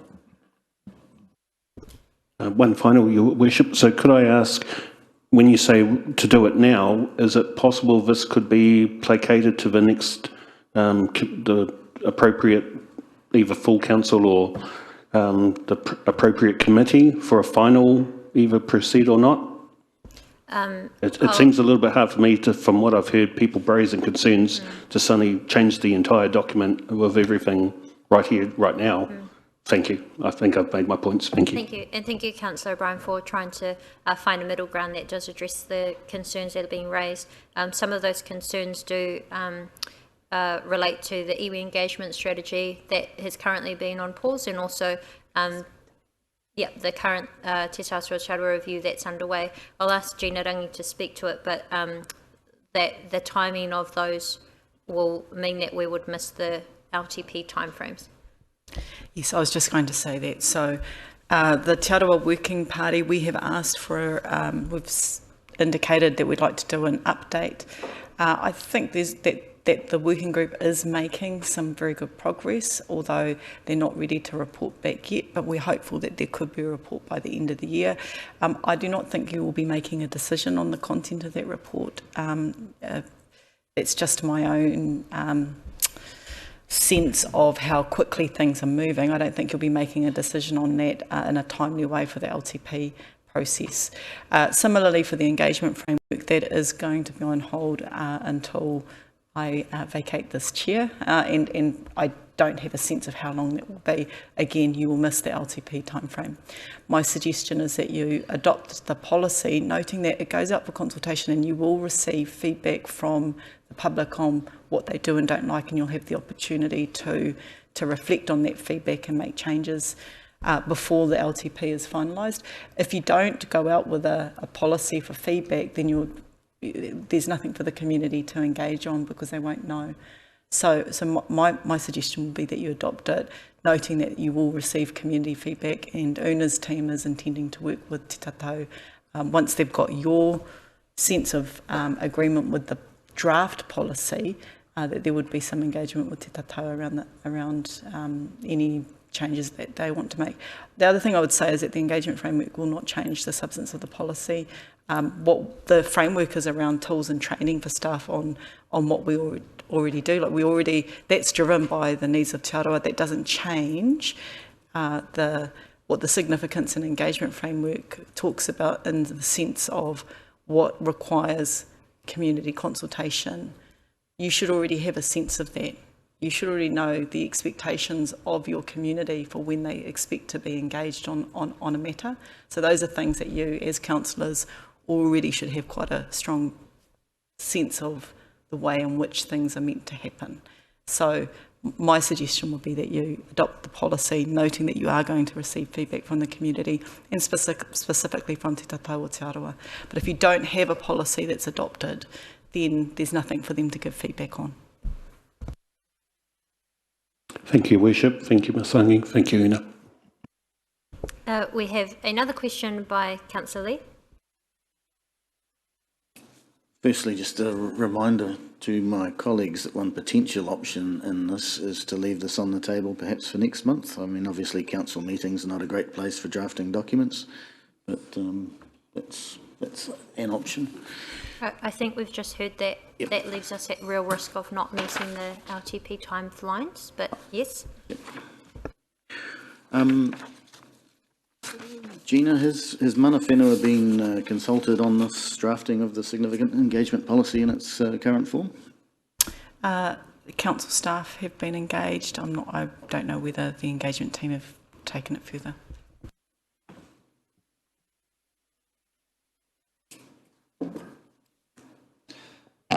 Not at this point. So these revisions have been done by staff and through work with Gina's team, and then the engagement will happen if this is adopted, and we can go out for consultation and engage with the community. Thank you. Just further add to that, when significance and engagement policies were first created, a number of councils actually came together to create the first draft. So if you look across at multiple councils, the significance and engagement policy is very similar. We almost collaboratively came up with a template, which was the initial significance and engagement policy. As time has progressed and the learnings that this organisation is receiving in undertaking many pieces of engagement and consultation with many groups of people, we have taken the opportunity here in this policy revision to look at simplifying, but also to provide more clarity in terms of providing that guidance to staff in undertaking consultation, and to be able to illustrate to the community how and when the council will consult with the community. Thank you. Thank you. Look, we've had a number of questions, so I'd like to then open up for comments before we wrap this up. May I have a mover and a seconder? The council approve the significance and engagement policy to go to public consultation from 1st November to 30th of November. It's moved by Councillor Wang, seconded by Councillor O'Brien. We now open up for comments. We'll go to you first, Councillor Waru. Yeah, kia ora te manukura. Actually, I had a question, but it's okay. I think she answered it in her kōrero, so kei te pai. I'd like to comment around, I'm not sure of any other policy that's put through the same scrutiny as this one. I mean, it aligns to the kaupapa of the LGNZ legislation. The Te Tatau o Te Aroa partnership, I do agree with my fellow councillor, with Councillor Kiriopa, around it's been taking a long time. However, that's a different take, and engagement with the partnership, through my experience, actually being a former member on there, is a bit different to what we're discussing here. However, I'd like to see that get sorted. The other thing is, I don't know what the fear is here. I'm totally supportive of it, and I don't want to wait another 3 years. Who knows, we might not be here in 3 years. So we've always had not an issue. I find it quite hard case, and the court has said there's never been any complaints. Well, there's been kōrero, or there's been wānanga about this policy. I wouldn't call it a complaint, but there has been many hui about it, and how it's used and the way it's interpreted. And that, to me, this is very clear. It aligns with mana whenua. Taura here, to me, is a better way to describe tētahi he manuhiri pēr, or from outside te rohe, yet we still look after them, just like everybody else in the community. So I think it's a good move. I did ask my question about the raukawa. It's been answered. I accept that, and we move forward from here. And look, I think it's going to make for better engagement. The LTP process, unfortunately, this delay stuff is just not going to cut it. We've got to make some decisions there, Hoama, and I am prepared to tautoko this 100%. And also, I'd like to see some progress with our working group and the partnership. So, kia ora tātou. Kia ora, Councillor. Any other comments, Councillor Kiriopa? Yes, thanks. My comment is that what staff are suggesting is that this piece of work needs to ideally be done in advance of the LTP, and that there are certain legislative requirements that add time pressures on that, yet there has been absolutely no urgency to complete the review of the Te Aroa partnership. What this motion seeks to do is essentially undertake consultation with the community without consultation or engagement that is meaningful to iwi. I disagree that significance and engagement policy cannot be influenced by iwi. And the comments that staff should already have a sense of what engagement should be happening with council ignores the fact that meaningful engagement is not happening. Thank you. Thank you for your thoughts on that, Councillor. Councillor Lee and then Councillor Maxwell. Thank you, Your Worship. I take a different view from Councillor Kiriopa.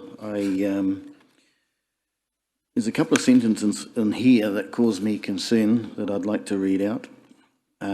Of particular importance, the iwi of Ngāti Whakaui established the City of Rotorua by signing the Rotorua Township Agreement, also known as the Fenton Agreement, including generous gifts of returned reserve land for defined purposes. As reciprocation and recognition of this generosity, the Council acknowledges that there is a responsibility to authentically engage and support mana whenua, to actively contribute and participate in the decision-making processes of Council. I have no objection to anybody in our community participating in the decision-making processes of Council through the usual submission processes. I do have reservations about mana whenua being involved in the drafting of documents, as we have discussed, before they get put out for public consultation. This appears to me to be a form of co-governance that is being written into the significance and engagement policy. Such is the power that is granted to those who can participate in the drafting of documents.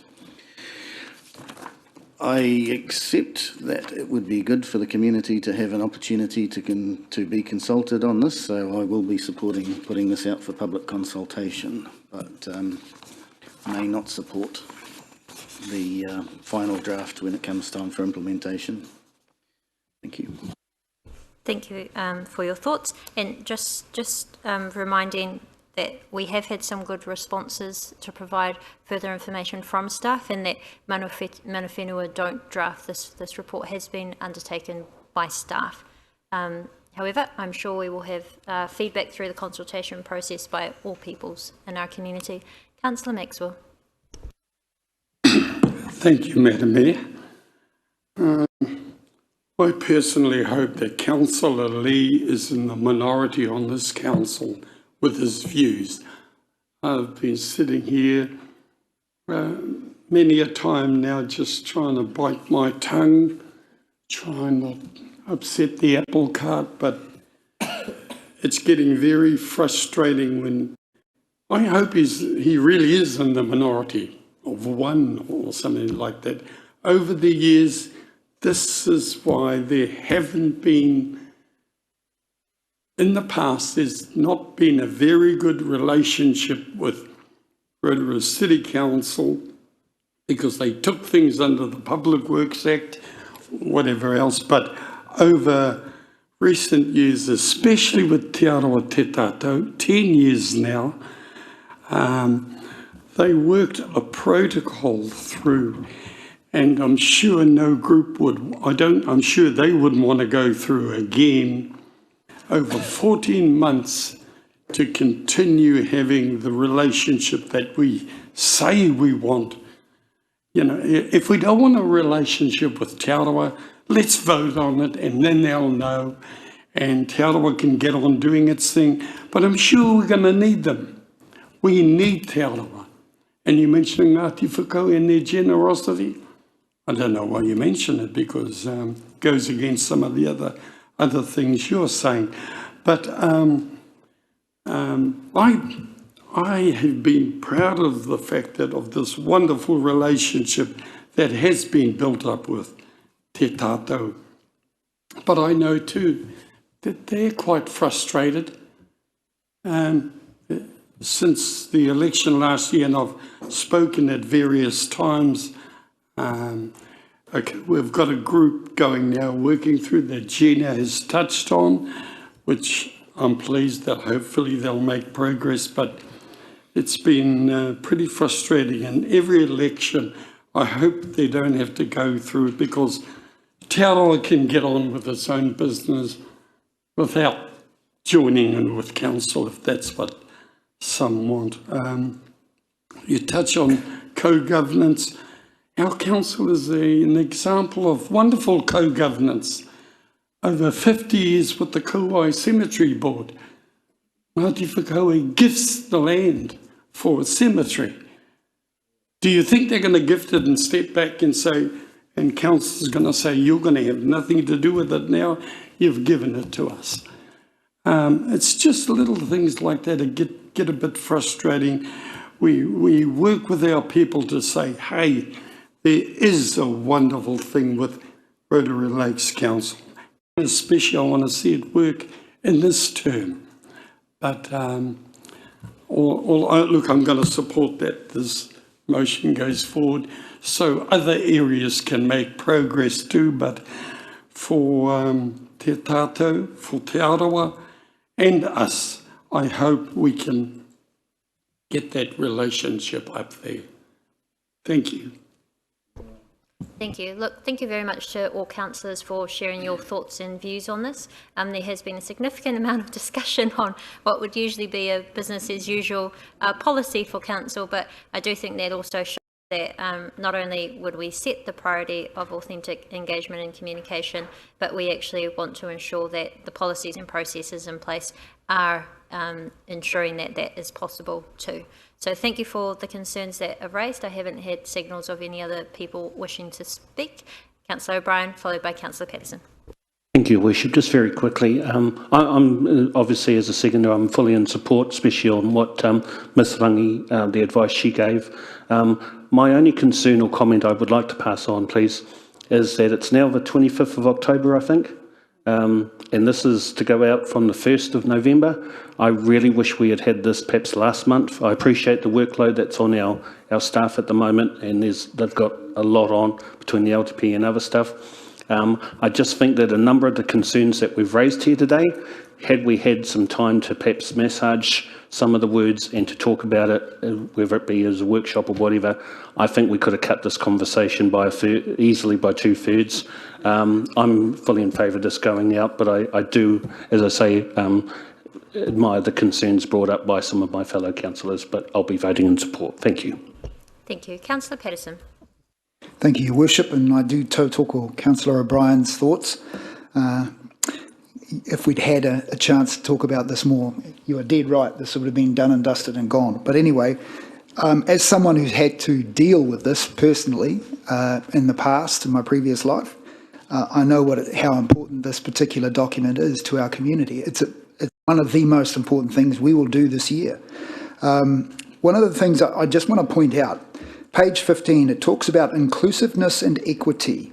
It clearly says council will, doesn't say may, council will identify ways of reaching out to affected residents, parties and stakeholders, including those who are typically heard from least often. The active participation of these communities is made a high priority. And then under outcomes it says, equity is increased by actively involving communities that historically have been marginalised or excluded from decision-making processes. Now, sadly, I didn't see any of that in the annual plan. I saw that in the faces of the people that I got out and met, that they didn't even know it was going on, and they are the ones most impacted. I will support this because I want to see this improve going forward, that we do deliver on this. This is so important. It's all very well coming out with nice words, but unless we live by them, they're just not worth the paper they're written on. So I will support this. Thank you very much. We've got Councillor Barker, followed by Councillor Kaifong. I just wanted to say thank you, Madam Mayor, that I agree with the comments that have previously been made by Councillor O'Brien and Councillor Patterson. We have an opportunity to take this out to the community in the timeframes that we need to for a long-term plan, but it's really important that this is more work done around this, I think. There's been a few concerns raised around some of the wordings and the way that it's presented. I don't have a problem with the content of mana whenua and all of those other references. It's just important that we manage to include our whole community, considering how diverse we are, and I think that's important when it comes through in the document as well, and it gives every opportunity for every person to engage with us as a council when the occasion arises in a significant issue. So yes, I support this going forward and hope we can do just a bit more work on it. Thank you.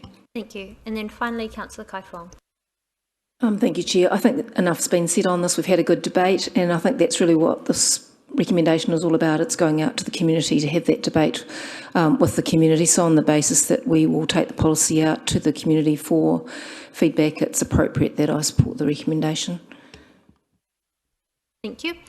So we do have a mover and a seconder. I'd read it out before putting it to the vote. That Council approve the significance and engagement policy to go to public consultation from the 1st of November till the 30th of November 2023. All those in favour, please say aye. Aye. Any against? Yes, we have one against. Thank you, that is carried. We now move into our progress report section of the agenda.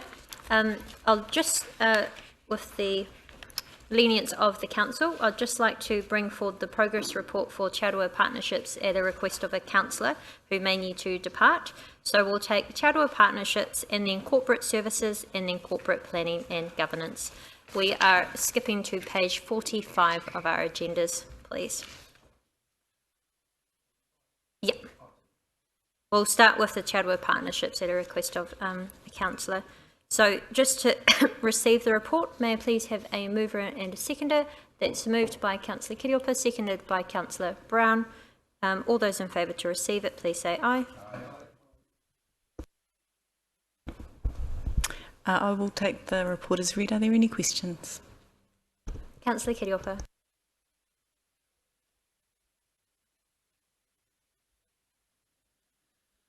Thank you.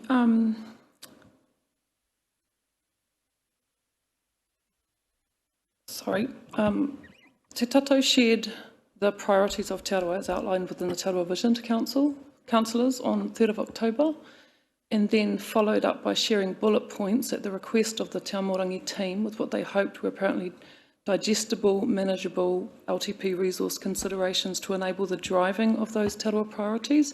My question is, then Te Tato was then informed on the 10th of October that Te Amorangi was unable to complete a business case for inclusion in LTP considerations. And my question is, why is that?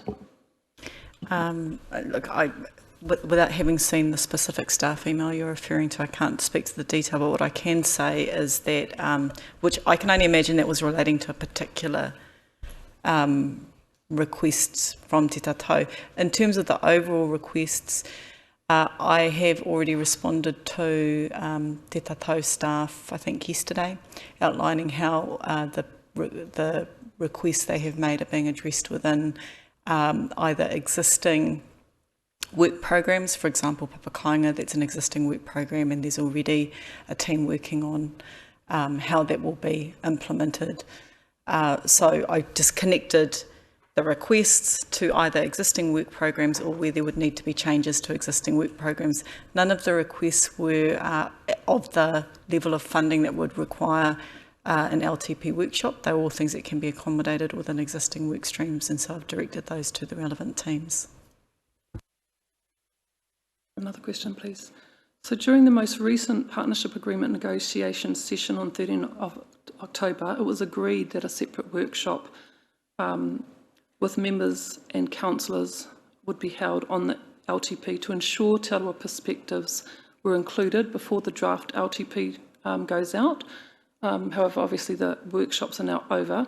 We also heard from our mayor while opening one of the workshops that our elected members had the expectation that what Te Arawa shared in their presentation session with councillors would be integrated into staff presentations. So my question is, why are we now at a point where LTP projects in progress and LTP projects for consultation are devoid of Te Arawa priorities?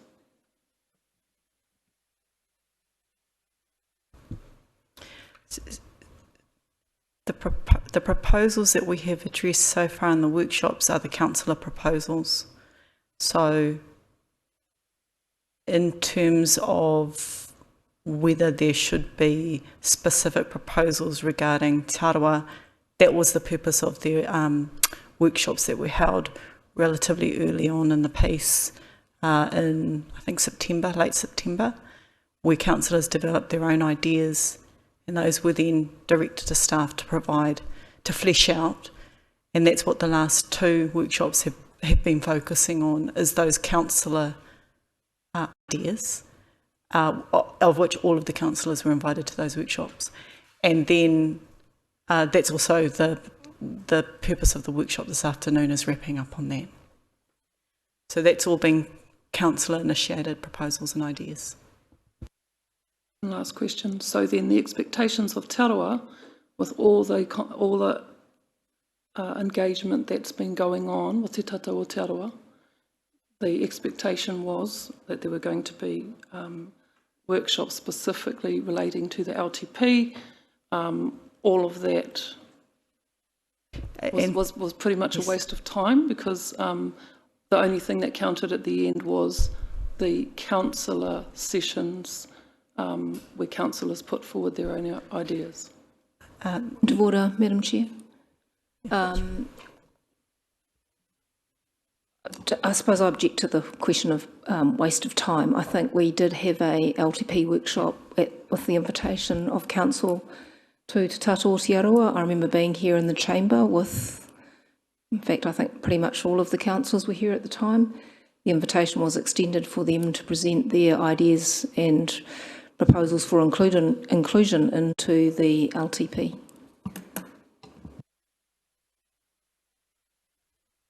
Yes, so the invitation to Te Tātou specifically noted that that presentation had two purposes. One was the vision and one was the LTP. Te Tātou did not provide any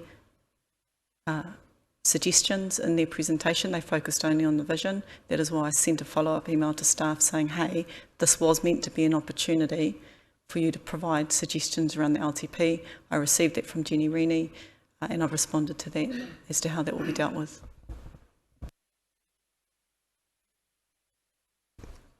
Thank you, and thank you for raising your concern, and also thank you to our staff for following up with Te Tātou, as we didn't receive any specific proposals, just to ensure that they did have the ability to contribute or provide feedback. I do also note the comments that we've been given that just similar to when we also had the Lakes and the Rural Community Board, there are some proposals that can just come into, that can be taken on board from council staff without that level of significance of needing to be consulted on through the LTP process. Thank you. Were there any further questions for the Te Aroha partnerships? Just, sorry, point of clarification, I must have missed something there. We did get a presentation from both the Lakes Board and the Community Board, and they had their wish list. They said, we would like X, Y, Z. Te Tātua Te Aroha had their presentation, but we didn't get a wish list. Is that what you're saying? Yes, that's right. Right. So I wrote to ask, is there something that you would like to propose? And I did get some very helpful suggestions. They are things that can be accommodated within existing work streams. So I've referred each of those to the relevant teams to pick up and incorporate into their planning. So could you share those with us, please? Probably not immediately, but I can do after this. Okay, yes. thank you. Thank you. There appear to be no further. Oh, yep, Councillor Maxwell. Can I just add that it's obvious this is not at you, Gina. There really is some hard work that needs to be done if we want to have a better relationship with Te Aroha, because there is some very frustrating people out there who do tell us, they're telling us that, hey, they want to see improvements and things better. So for what it's worth, we've got some work to do. Thank you. Yes, and the values of partnership, that does work both ways as well. So we can only provide the opportunities. We cannot tell people what to tell us, but we certainly have allowed the opportunity for them to do so. Are there any final points on this? And then we'll carry on. Councillor Waru. Just a quick question for me, as some of my questions have been asked already. Again, we roi te manukura, just Gina, tēnā koe tō pūrongo. E a tāhua te ki te atu, kai te mahi tunu koe I o mahi aha koa, te piki mahi kai runga I a koe I nāine. So, even though you've been given the job to keep us, I suppose, be our tama te kapua, to keep the waka going, you still manage to keep up with your own duties as well as a group manager. So, kai te mihi atu ki a koe. Just talk, I noticed there were some translation requests, and I was just wondering around, some of the, I understand we have a pool of translators, and is there a glossary being made so we can be consistent with the terms we use? Yes, and I think if you read the first bullet point under translation requests, it says partway through there, checked and updated the RLC Te Reo Māori Kupu glossary. and that is because it's around consistency of use, and also ensuring that when we have Te Aroha specific dialect, that we're recording and maintaining correct standards across our translations. Is there just supplementary question. Is there a glossary of terms also that are specifically Te Aroha terms? Yes, although it can also be around spelling, so tatau rather than tātou. There are some dialectal pronunciation differences that we capture as well. But yes, we always try across the translation work to ensure that we're using Te Aroha dialect. Sorry. Thank you, Gina, and once again, thank you for your double whammy mahi, I suppose I'll call it. So, ngā mihi. Final question from Councillor O'Brien. Thank you, Worship, through you. Thank you, Gina, for your report. And I'd just like to support Councillor Waru's compliments on you and the amount of work you're doing at the moment. Much appreciated. Could I just ask at page 46, and I quote here, supported Ngāti Whakaui at a mihi whakatau for the National Fishing Game. Sorry, what does support mean? Is that we just made a financial contribution, or we supported with... No, no, we don't. So it will depend. So if there is an event held within council venues, then we either, well, what we generally do is we connect that particular group with mana whenua, so that rather than staff doing the pohiri, it's mana whenua doing it. So we connect people with the right groups. Sometimes, and I'm imagining that would have been when there was quite a few Ngāti Whakauē overseas due to, there was quite a big international trip to Italy to support Korobom. And so I am guessing that would have been at that time that we would have had to have some of our staff actually attend the pohiri and perform the waiata. So that happens within my team, but generally we don't usually do that. What we find though is that particularly conferences and national events, there's a growing awareness, or an established awareness really, of the need to have a form of traditional welcome. Most of the groups that hire our venues have widely ranging capability to do that themselves. So we always provide guidance and support so that they're not offending anyone and that they have a good experience in our venues. But for the most part, that's around connecting. We do not provide funding support. Thank you very much. That concludes our progress report on Te Aroha partnerships. Thank you for your indulgence to bring that forward, as Councillor Kiriopa did need to depart early. We now flick back to page 29. We will take our progress report on corporate services. May I please have a mover and a seconder to receive this report? That's moved by Councillor Waru, seconded by Councillor Brown. All those in favour to receive it, please say aye. Thank you. And I'd like to invite Thomas Collet to overview the report. Thank you, Your Worship. Just happy to take it as read and answer any questions the members may have.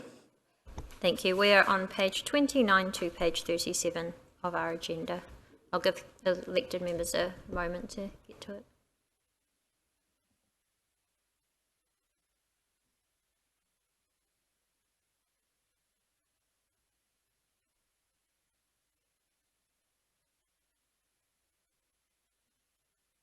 Councillor Barker. Thank you, Thomas. Thank you, Madam Mayor. Could you just give us a quick look at what community portals might look like? What things will be the first rollouts of those?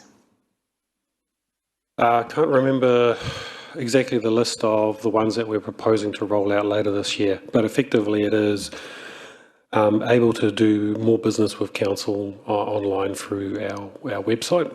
And so the portals themselves create a mechanism to undertake business such as dog registrations, applying for resource consents, building applications online, and then those online applications flow through back into our One Council system and then create the workflows.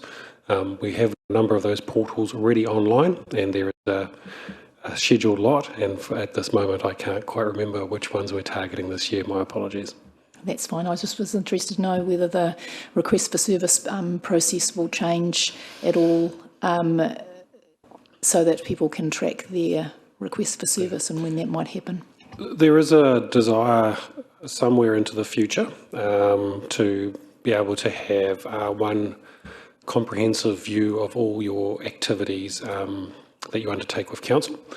The technology platform that we currently use does have a portal that is available for that, which is effectively the digital experience portal, which when you register and log in, you'll be able to see all your interactions with regards to rates, fees, dog registrations, all those sorts of elements. That actually is into the future though, with regards to that we're working towards. And I can't quite give you an ETA on when that time frame is, but that is going to be a discussion in one of the future LTP workshops as well, with regards to the ongoing investment and support needed to take us from where we are to where we want to be into the future. Thank you. Are there any further questions? Councillor Patterson. Thank you, Your Worship. Thank you, Thomas. I was particularly intrigued by the cybersecurity portion of your report. And that statistic was rather frightening, that 87% of inbound emails are rejected. That's significant, considering it's 1,009,453 messages. That's a lot. Do we know where these messages are coming from? spam, phishing attacks, a whole range of things. A lot of them are predominantly emails and contact details are picked up by external organisations, and they, from a marketing perspective and those sorts of elements send through. So there's a big bulk that come through from that. So our systems just picks those up and spams them automatically. And then there's those next portions with regards to the ones that are actually malicious and how we deal with. But far and wide of those, the bulk of them are spam. Right, thank you. Councillor O'Brien. Thank you, Worship, through you. Thank you, Thomas, for your report. Could I just follow up on Councillor Patterson's, because I think last week received an email purporting to be from Her Worship, which was a fake email. How did that get through the system? Was that a stronger than usual email, or how did that break through when the others normally don't? No one raised it with me. I would probably appreciate someone forwarding that to me, and I will go take care of it, because our systems are designed to prevent that. And so if one has slipped through, which is pretty rare, what we do is send that through to our technology providers, and we do some learning with regards to the product. So if someone would be so kind as to provide us a copy of that, we will take care of that. Unfortunately, it learns as well. There are rules and mechanisms in place. I guess what happens though is that those people out there that are trying are always evolving as well and trying to get ahead.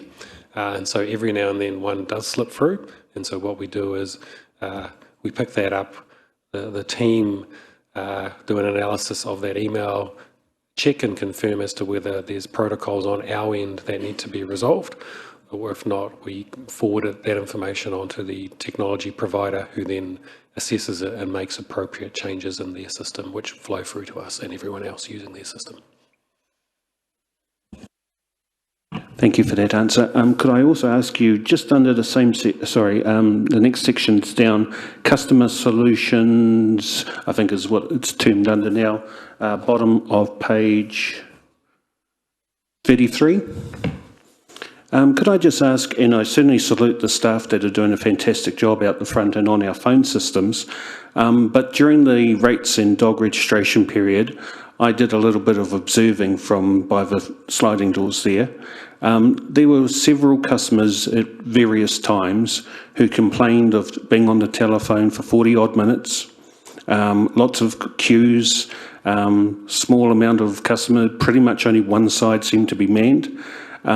Is that basically, budget wise, us trying to encourage people to move on to, online work?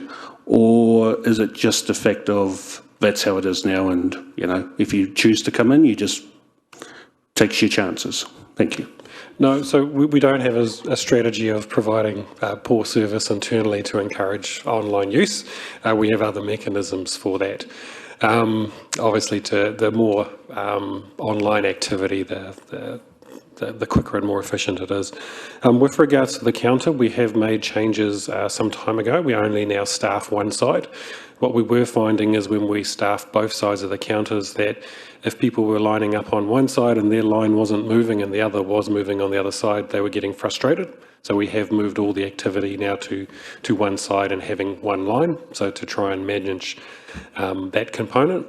Can I ask the team to have a look at, obviously, the duration and length of some of those hold times? That's not common, so that data is monitored by the staff that are there.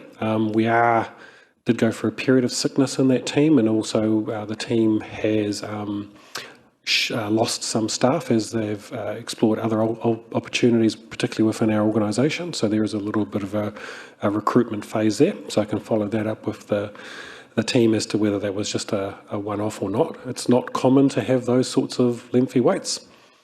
And with regards to the line, there is a screen in the customer service centre in the back, and so the team leaders do monitor those the screens, and if the queue does get too long, it is quite common for one of the senior staff members to go out and talk to people in the line and encourage them to either, if it can be done elsewhere or picked up, to try and speed that up.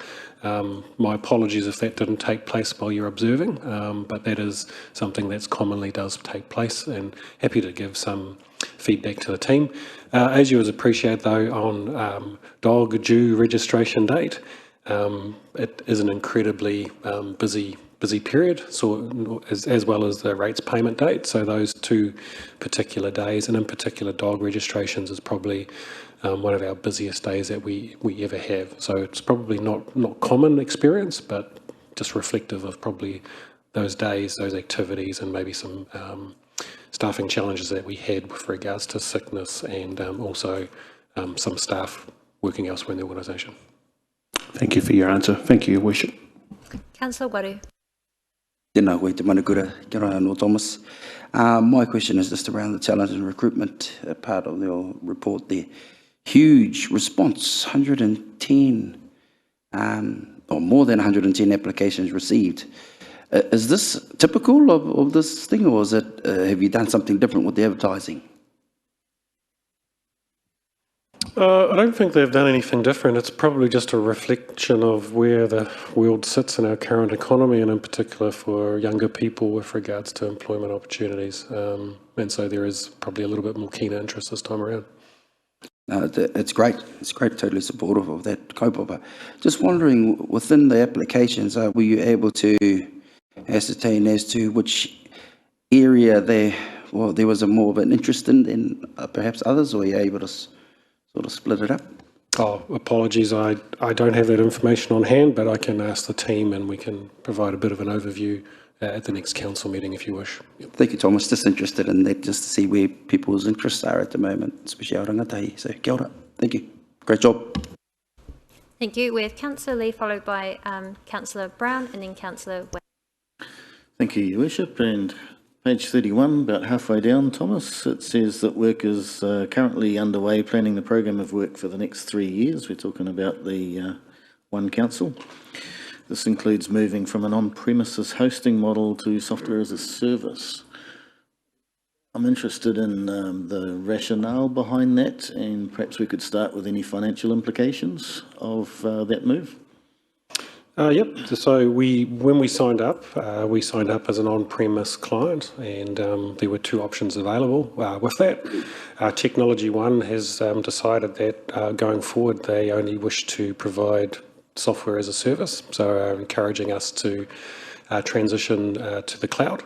And obviously there needs to be some commercial discussions and a whole range of other discussions to work through on that. In saying that, the team have done an analysis with regards to understanding where it is, where we are now and where we want to be into the future, and moving the platform to the cloud has significant benefits. And so into the future, therefore, as part of the strategy, it was always planned to transition into the cloud, and it's just a matter of now of having discussions with Tech One on a commercial basis and finding the right time and funding available to do that.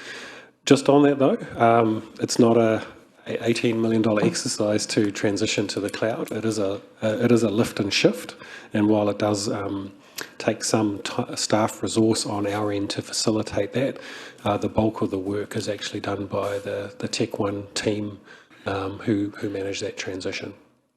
So what are the significant benefits that would come from that? I think from a security perspective is one, but also with regards to support from the vendor, it's a lot quicker and easier because they are loading and making the changes into the software on their end. So their ability to standardise and push through enhancements and fixes and those sorts of elements. And so those are the two main benefits. I'm happy to set up a meeting with you and the team for them to explain the whole range of benefits if you wish. As you know, you're more than welcome to come and have a talk to them at any time. Yeah, so I think what you mean is the Technology One people would be able to make a change on a main server, and that fix would apply to all councils using the One Council system. Correct, yeah. Rather than creating a patch that is then downloaded from a website that then goes through into our test environment and then we push it to our live environment, those are all things that Technology One and their team deal with on their end. Okay, thank you. Councillor Brown.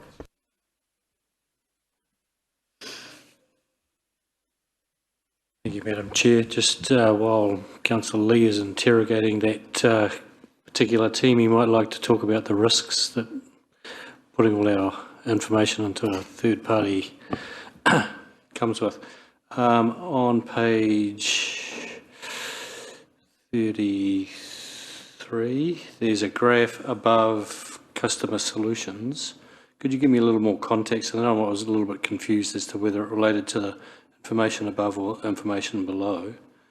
I myself got confused because I think there's a heading that's been removed. I think it's relating to support calls, but I'm sorry, I looked at that as well, and I think in between the version that was approved and the version that went in here, we've lost some context as to what that graph actually is, so I can't explain that one at the moment. So if it's support calls, there seems to be a lot of a growing number of open. As I said, Councillor, I can't answer because I need to. So one other question, if I may. We've talked about a benchmark, potential benchmark for staff turnover. Have we made any progress on a benchmark in that space? You'll see that it has improved and we're holding at 81% retention. So historically we were into the 15-17% range. So we are getting closer to our historical average. In that case then, could we see some longer history of how we've performed over time and use that then as a benchmark? Yeah, there was just a period of a gap, but we can go back further to show you what that historical averages were.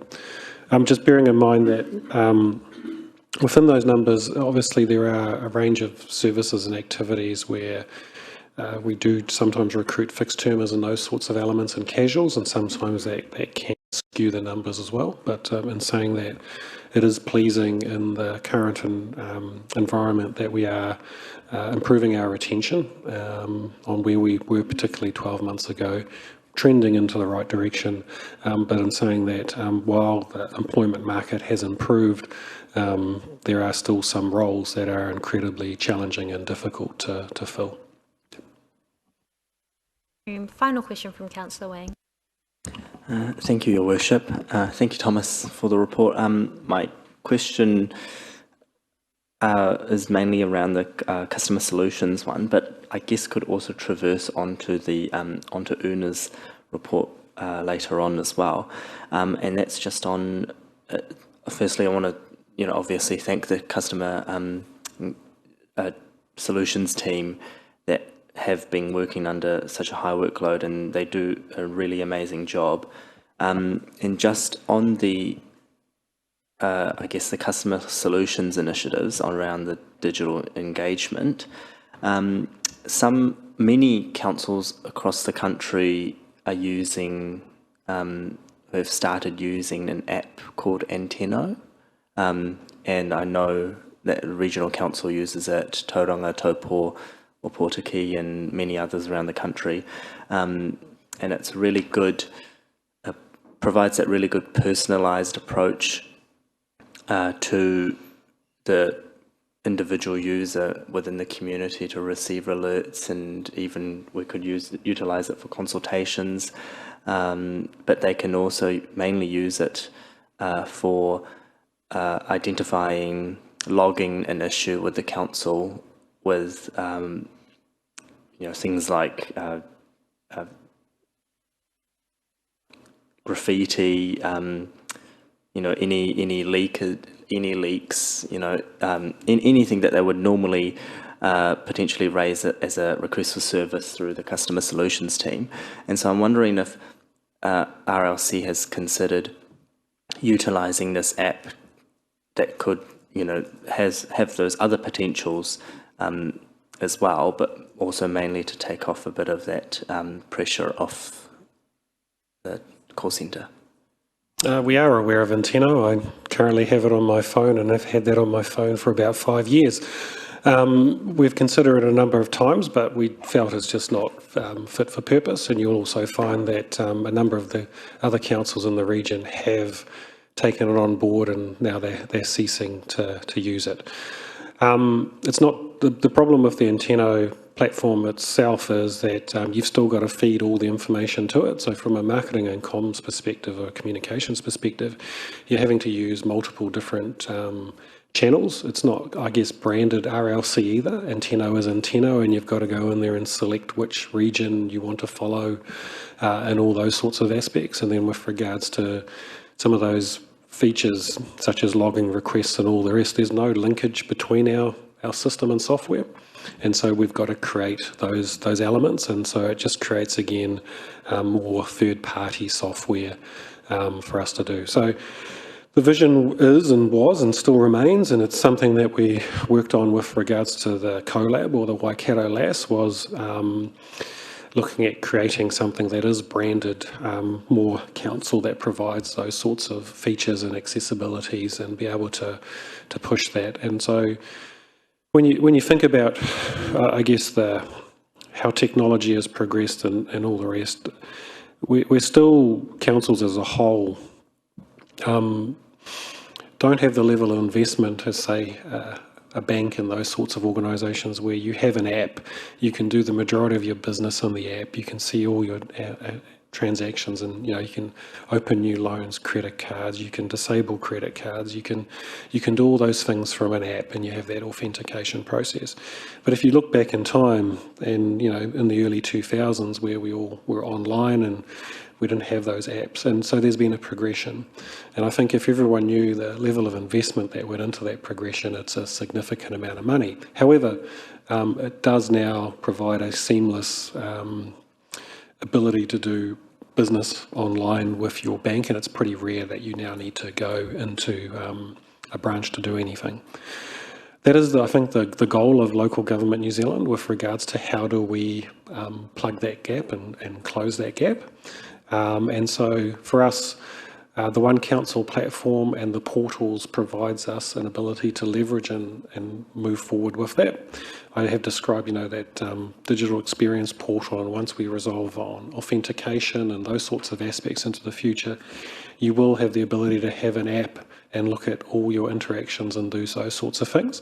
And then part of that will be, is there a mechanism to push information the other way as well with regards to notification? So a long way of saying, yes, we are aware of it. We've looked at it a number of times. It could be another tool within the toolkit, but there's a lot of other fishhooks and hurdles around its uses as well.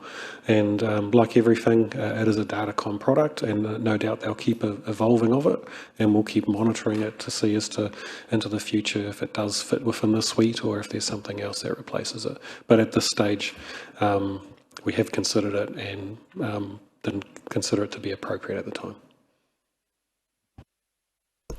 Thank you very much. Thank you, Thomas. We now move to our final progress report, which is the corporate planning and governance. That's on page 37. May I please have a mover and a seconder to receive the report? Moved by Councillor Maxwell, seconded by Councillor Waru. All those in favour to receive it, please say aye. Aye. Thank you. I'd like to invite Una to overview the report. Thank you. Through you, Chair. I will take my report as read, and I'm happy to answer any questions that come forward from you. Thank you. This is page 37 to 45. Councillor Patterson. Thank you, Your Worship. Thank you, Una, for the report. Page 41, under the heading of Digital Dashboard, I don't see any data on our YouTube viewership for our council meetings and workshops, etc. Is there an opportunity to have that included? Yes, we can pop that into the next report.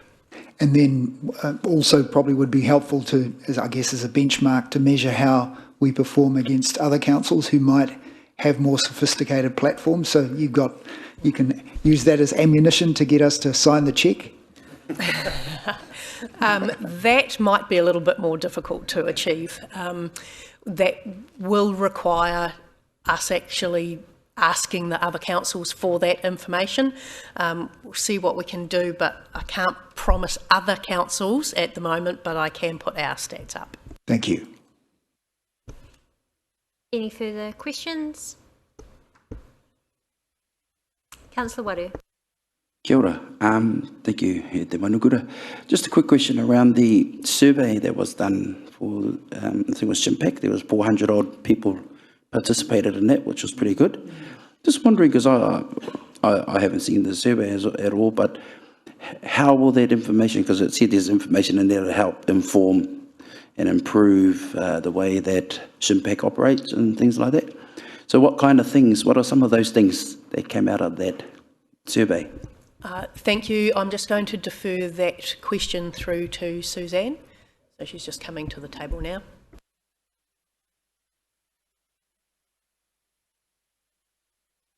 Morena councillors.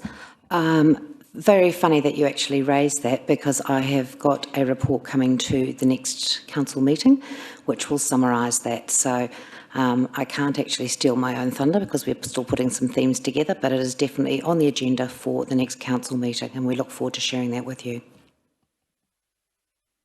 I look forward to seeing it. Thank you, and I think the date of that meeting is the 22nd of November, off the top of my head. Thank you. Any further questions? There appear to be none. Thank you.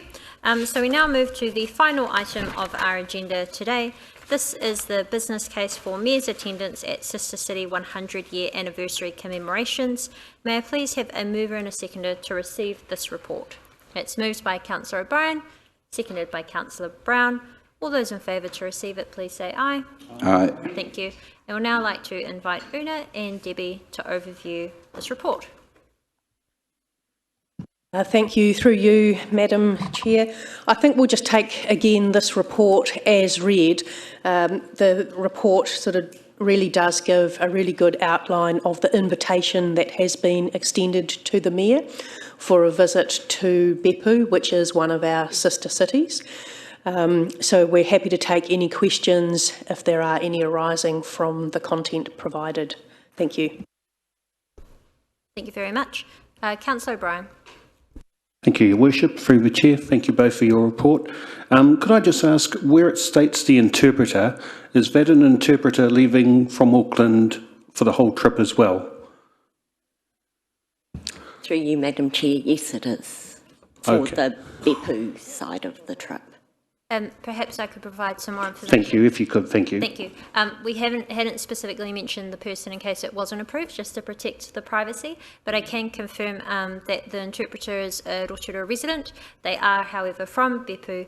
They have been involved in a number of exchanges in relationship building between Beppu and Rotorua, and I do know her and have a good relationship with her. I understand her immense capability because her and myself have worked together to host hundreds of students here at the Rotorua Lakes Council as part of the exchange programs.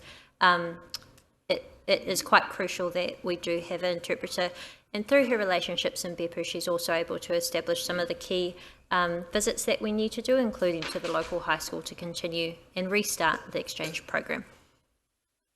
Thank you, that's answered that question, thank you. The second one was, could I just ask, and again, sorry, I'm just going by what's listed here, so you'll be travelling just yourself and the interpreter?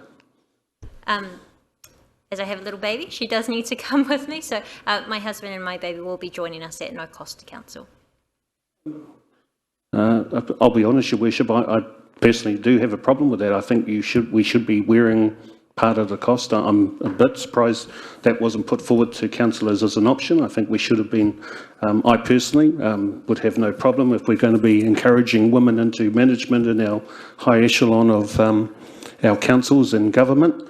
Personally, I would have had no problem supporting that. However, if you're happy with that, I'll leave it alone. Thank you very much. And look, thank you very much, Councillor O'Brien. I'm very humbled that you would be so supportive. However, it has been a personal decision of my family to not allow that cost to fall. And to be frank, it's not on ratepayers. We do have a separate policy where we, and it is noted in the paper, where we earn an income from the international delegations that come here. However, any money that's not used will always go towards council and our local community. However, perhaps staff may wish to, I think we do have within the policy that it is just elected members that Yes. if you maybe want to highlight that as well. Okay, certainly. Within our sister city relationship policy, it includes that generally travel costs of accompanying persons will not be paid for. But thank you, Councillor O'Brien. Do appreciate that. Were there any further questions? Councillor Maxwell, followed by Councillor Waru. Thank you, Madam Mayor. Your questions, but I will like to speak to it later, speak in support. But the question I've got at the moment is, Una, prior to COVID, pre-COVID, we were doing these delegations at $1,000 a fee for all the Chinese, Japanese, all the different delegations that came here, and I acknowledge Councillor Wang, who used to do these with us, Councillor Yates, Councillor Gould, and we built up a very good pool there, but that was pre-COVID. And if I recall, there was something like about $25,000 sitting in there, but I don't see it there now. So I'm wondering what's happened to that. Thank you, through you, Madam Chair. If and when we have the delegations, that money can be used to offset the cost of any delegations like this one that we're talking about now. It doesn't, though, accumulate to be like a ring-fenced putia. We don't put pools of money aside. So previously, when there's been delegations, that revenue is offset for the cost of council business, so it reduces the amounts of rates required for a particular activity in that. However, when we do have a delegation, we do keep a record of them so that when these events come up, that can be put towards that, and it's just an offsetting process. Thank you. And I do note in the report that that income has averaged $23,500 a year. Because we're still brand new into this year, the income generated so far is only $3,800, but it is expected to far exceed the cost of this travel within that financial year. Sorry, Councillor Waru. Tēnā koe te manukura, tēnā kōrua. Nice to see you there, Debbie. Kia ora. I support 100% the haerenga. I do also support the kōrero that Councillor O'Brien because you got to go, you go with your whānau. Wena te tikanga. So I know you're a very particular person, te manukura, so I won't go any further with that. But I will say, I think I think we missed an opportunity here, perhaps, because I'd like to actually think that you, with Councillor Maxwell's extensive connections to over all these years, there might have been some consideration for him to go as a wahare for you and a whakaruru hau. But I'll just put that there as something to think about, and I support what's put forward. Kia ora. Thank you very much. And Councillor Maxwell and I are in discussions because there may be some very fortunate timing of where we are in the world. So we'll confirm that later on. Thank you. There appear to be no further questions. I'll ask for a mover and a seconder, and then of course open up for any comments if necessary. May I please have we'll read it briefly. That looks like it appears to be moved by Councillor Maxwell, seconded by Councillor Patterson, that Council approve the cost of flights and accommodation for Mayor Tapsell and an interpreter to attend the 100-year anniversary celebrations of Beppu City Council in Japan on the 6th and 7th of April 2024, and that Council approves the additional cost of flights and accommodation for Mayor Tapsell to visit Rotorua's sister city in Wuzhong, China. That Council note that income generated by delegates visiting Rotorua Lakes Council will exceed the cost of this proposed travel. That was moved by Councillor Maxwell, seconded by Councillor Patterson. We do open up for comments now. Yes, Councillor Maxwell. Thank you, Madam Mayor. I wholeheartedly support this, and I have supported sister cities even before I got on council. I used to do the cultural performances for the delegations that used to come over here, and I have toured with the past mayors, John Keeley, Graham Hall, Kevin Winters, and Stevie Chadwick on the delegations over there. And I think yourself and little Pepe will be fantastic ambassadors for us over there. I think, and looking at the costings that have been done, I think this is tremendous value for us, and combining it with two sister cities, our two strong ones, being Beppu and Wuzhong, and they're only an hour and a half from each other. What did they say? You kill two stones with one bird, or something like that. But I think that's going to be tremendous, and baby's a lot older then, April next year. And you touched on it, yes, when I heard about the delegation possibly coming out to New Zealand too from Beppu, and all those, and we as a council will have the opportunity. There are wonderful people from all our sister cities, and you touched on, I'm leading a sport and cultural delegation from Rotorua in April, a week after this event.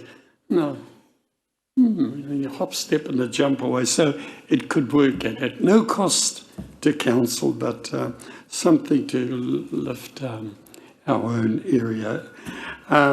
I think this is important. It's the 100 years celebration for Beppu. And I know they have other sister cities around the world. Bath, there in England, another geothermal type place, and Des Moines in USA, and a place in Australia as well. I think this is great opportunity, and it'll be good for lifting our reputation as well. Kia ora. Kia ora. Were there any final comments? Councillor Patterson. Thank you, Worship. Yes, as my good friend here mentioned, yes, totally talk with this. I think it's a great idea. I remember meeting when I was back in my radio days, the people from Klamath Falls. That was quite a while ago now, and they had left a great impression on me. And then we've been fortunate enough to meet the actual people from Beppu, and then the delegation from Korea was quite something, to have the chief executives of all the major cities in South Korea here in Rotorua in these very chambers was quite impressive. And as we know, relationships are based on people, and that people relationship, connecting with them face to face, means so much, and absolutely worth every penny. Thank you. Thank you very much. There appears to be no further comments. But look, thank you very much, councillors, for your support. I do appreciate that this is a great opportunity to achieve some of our council priorities. When we talk about us being a world-class destination, there is no doubt that our Asian markets have been slower to return. So although tourism is back on the rise, I would like to use this trip in this delegation to ensure that, especially in China and Japan, that our tourists and potential visitors over there know that we are back in business. And of course, if you're not familiar with Beppu, please look it up. It's an absolutely incredible town where they do have, just like us, strong links to culture and geothermal, so excellent economic opportunities to discuss there too. Thank you very much for the comments that have been raised. We do have a mover and a seconder. I'd like to now put that to the vote. All those in favour, please say aye. Any against? Thank you, and I did abstain. Arigato gozaimasu. Thank you very much. Yes, Councillor O'Brien. Apologies, Your Worship. Sorry, I zoned out. Forgive me. It's been a long morning. Could I just ask, there were two options listed. Do we need a vote on that, or is that to be handled by the operations? Sorry, on the bottom of page 4 of the 5. 5 of the presentation, Japan only, Japan, China. Do we need to give direction there? Thank you. It has been included Cool. to be included. And just to clarify, it is a great opportunity to do both, because I could divert my flight through Shanghai, and it's on the way. So for an additional small sum of money, we're able to visit both sister cities all in once. So being as prudent as possible with the finances. Thank you very much. That concludes this meeting. I'd now like to invite Councillor Lee to close us with a prayer. Thank you, Your Worship. In light of recent events in Israel, I'd like to conclude with a Hebrew prayer, one that comes from the Jewish Bible, and I'll translate into English after my best efforts of Hebrew. Yevareka v'yashmereka, v'ya Yehovah paniv elecha v'ek hanuka. Yisa Yehovah paniv elecha, v'yasim leka shalom. May Yehovah bless you and keep you. May Yehovah make his face shine on you and be gracious to you. May Yehovah turn his face toward you and give you peace. Amen. Thank you. I declare the meeting closed.